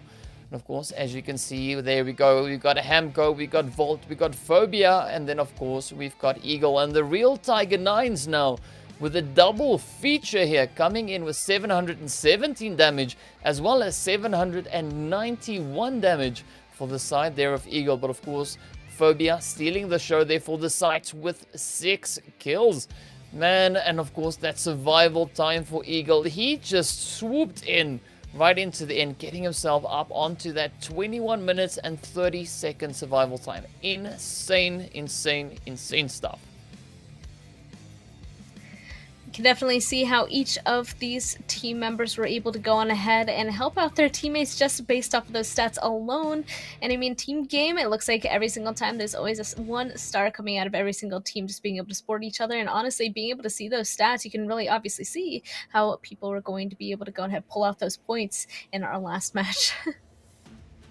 Yeah, like they say, you know, teamwork makes the dream work, and that is what we saw. I mean, Real Tiger 9, they even survived with pretty much the whole squad still alive in that final zone. So really aggressive play, and that is what I'm hoping to see now carry on over in towards Super Weekend. You know, want to see that momentum, the teams coming up so strong throughout these league play days, and hoping to see that then translate into that Super Weekend. So of course, you know, it's going to be interesting to see which teams will be moving on over in towards our second Super Weekend, because just looking at the performances we had from the teams here today, I mean, YaLLa, they played an absolutely phenomenal game. 2 chicken dinners just today. I mean, a Real Tiger 9 this last game, insane stuff, super aggressive, loved it, had an absolute blast. I mean, even the players from Alpha Legends, they also came in once again, such a heavy kill game, finishing off on 10 kills. Then of course in our first game, I mean, also GUNZ just stepping in, claiming their own second chicken dinner. Unfortunately, we didn't see that turkey come in just yet, but hopefully soon. I'm also interested to see the difference of the winner chicken dinners, because I believe last time we ended up seeing a lot of like the top 4 teams ended up having like 2 each or something crazy like that. No, maybe a bit more spread out, but interested to see what happens this time. There were a few teams that we already talked about that are more point heavy, placement point heavy versus kill point heavy. We might see some interesting things happening on this leaderboard that might set us up for some expectations going into the Super Weekend. But that being said, we saw that before and it didn't entirely go with each other. But let's go ahead and take a look at that real Tiger 9 map stats real quickly, because as we know, they were absolutely beasts on Sandhawk, and this reflects it. 1437 damage Sandhawk, while 1087 on Miramar. Same with 7.75 for Sandhawk and 3 on Miramar. The only difference though is Miramar with the longer time of 2047, but that's just because of how the maps work, I believe. Yeah, just because Miramar, you know, that is what it is. So yeah, definitely a really strong showing coming in, especially on Sandhawk. And seeing that today was such a Sandhawk central day, it really worked out extremely well for them, especially in this final match. So yeah, I mean, there's nothing I can say to argue with that. You know, some maps teams are just good in. Other maps, they need to work on them a little bit more. But definitely Sandhawk is the map where, you know, Tiger just flourishes. And of course, it is pretty fitting with their name. I mean, it is the jungle, like, you know. Oh, you no. know, like I guess. Put one and one together. Yeah, you know. Tigers in the jungle doing well in their own habitat. Yeah, I guess so, DK. I mean, you're not wrong. They did go on ahead and do really well. I mean, not to say that they didn't do too well in Miramar too, but definitely showing off on Sandhawk just a bit. Even that last game, I mean, you already went on ahead and pointed out that show of aggression that you were really impressed by, but just pushing on over there, even though they didn't necessarily have to, but they knew how many people there were. They knew exactly where they were, so like, why not? Even though I feel like it was a little bit too close for comfort, in my opinion. But that's what makes it so interesting. You know, that's what keeps us all on the edge of our seats. But another team I'd like to just you know, give a shout out to today is Arab GSG, all right? Yes, they didn't have the best 2 days, yesterday and today, but when we did see them stepping up, I believe that was on Miramar. You know, they just came out of the woodworks, bringing in a little bit of aggression. Yes, things didn't go exactly according to plan, but it was an improvement. And that is essentially what we want to see, is that consistent improvement coming in from teams. That is what translates into really phenomenal performances, really great things happening. So I'm quite excited to see what we'll be getting from them in our third week. But of course, before we get into that, let's have a look once again at our map winners of today. So right up in our first match, we had the players there from GUNZ Esports, of course, finishing off with a really strong start. And then we had YaLLa coming in with both their chickens, of course, bringing in 10 kills apiece. You can see they're quite heavy damage that they've been doing all the way through. Alpha Legends coming in on our fourth match. They're clutching their chicken dinner as well. 10 kills to their name. And of course, the final match being the players there from a real Tiger 9 with a real amazing performance. We had sealing their deal on 11 kills and some really strong kill performances damage-wise that we've had from these teams here today. Honestly, taking a look at it, it looks like there was almost an even amount of kills per win through every single map today, which I find a bit interesting. I mean, none of these guys were able to go on ahead and just capitalize on both kill points and getting a first place in this round of games, these 5 games. All of them were around the same, around 10 points with that 15-point placement point on top. So nothing absolutely insane. I think that goes to show that, I mean, first of all, a lot of teams could go on ahead and grab that winner chicken dinner everybody's capable of, but just also how close in skill all these teams really are as well. It's not just going to go on ahead and be top heavy, super top heavy, getting those match wins and kills.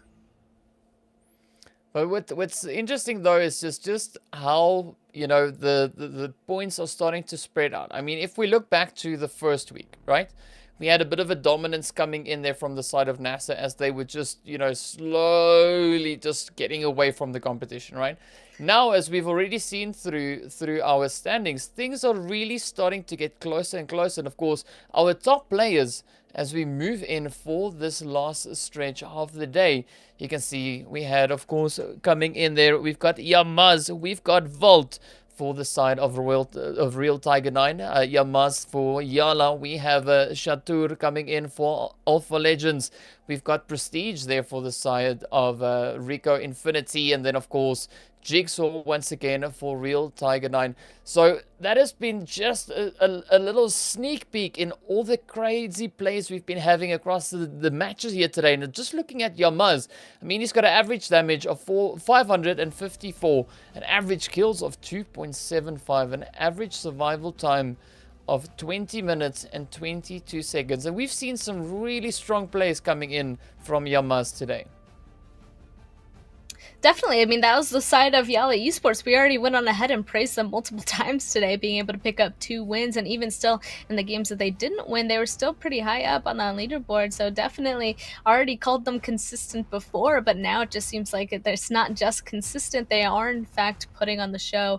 And I'm interested to see. I mean, last time we went on ahead and looked at it, they're still holding on to that first place spot. So maybe they're going to go on ahead and go into the Super Weekend from first as well. And that kind of makes me question, since it seems like they were consistent at first, they kind of figured it out, they might still have that first place position. Will that go on ahead translate to the Super Weekend? They were consistent there as well, but they weren't at the top.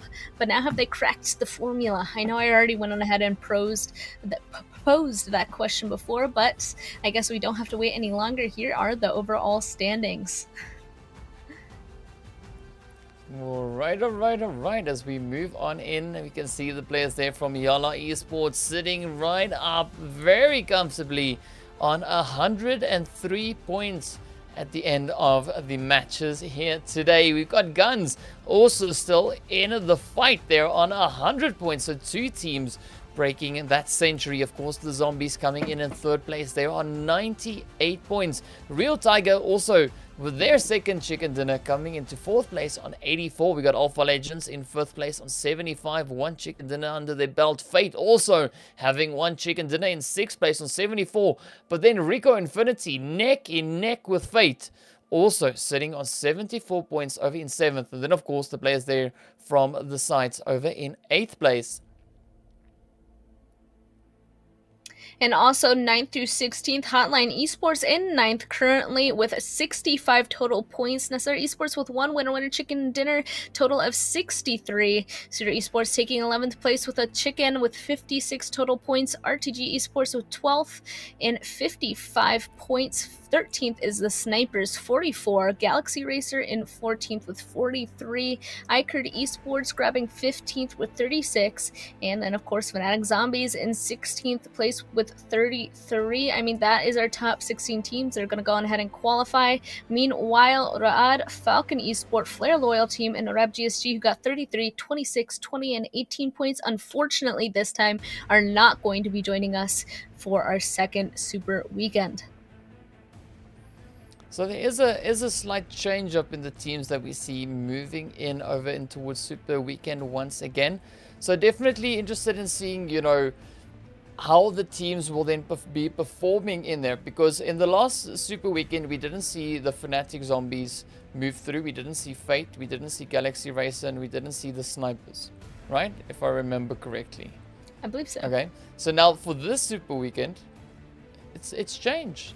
So it's good bringing in some fresh blood into that Super Weekend to just, you know, give us a show, give us a performance, you know, bring in those disruptions. And of course, they also want to be the teams to be bringing in points because, as we've mentioned before, that is where it all matters. The points that they get in the league play days, you know, day 1 and day 2, that is only to get them into Super Weekend. It's only once they make their way into there that we really see that action and the points coming in and really pushing up the players in it towards that point. So quite a few exciting things, of course, still ahead as we are approaching that Super Weekend. But on that, I think it's going to be a wrap for us here today. So I want to give a big thank you to everyone that tuned in to watch. And of course, big shout out to all the players. And of course, thank you to you, Span, for the casting today. And of course, the production team. We always got to say thank you to production as they make this possible. Of course, yeah. I would also like to say thank you as well. But also, I mean, I'd also like to point out really quickly, we already went on ahead and touched on who was moving into the Super Week and who's not, but the person in second overall for the finals points, I will say, are probably really happy right now, because FalconsEsport, who are currently in first place with the most amount of points towards finals, did not qualify for this Super Weekend. So that's kind of a huge disruption already. FalconsEsport were kind of the team to be looking out for because they're already going into finals and first, but that is no longer possible at this point. So many people that were in the Super Weekend last time, now in the Super Weekend again, are going to surpass them, and I'm curious to see how FalconsEsport are going to go on ahead and salvage that in the end. Well, it's definitely going to be quite interesting to see, of course, how that kind of just unravels. But of course, be sure to join us on the Super Weekend when we get straight into it over on Thursday. Of course, we'll be casting it myself and Spancargo, so some exciting things in the pipeline there. So see you guys back again on Thursday. Have a fantastic evening, and of course, we're going to wrap up the show with our daily recap.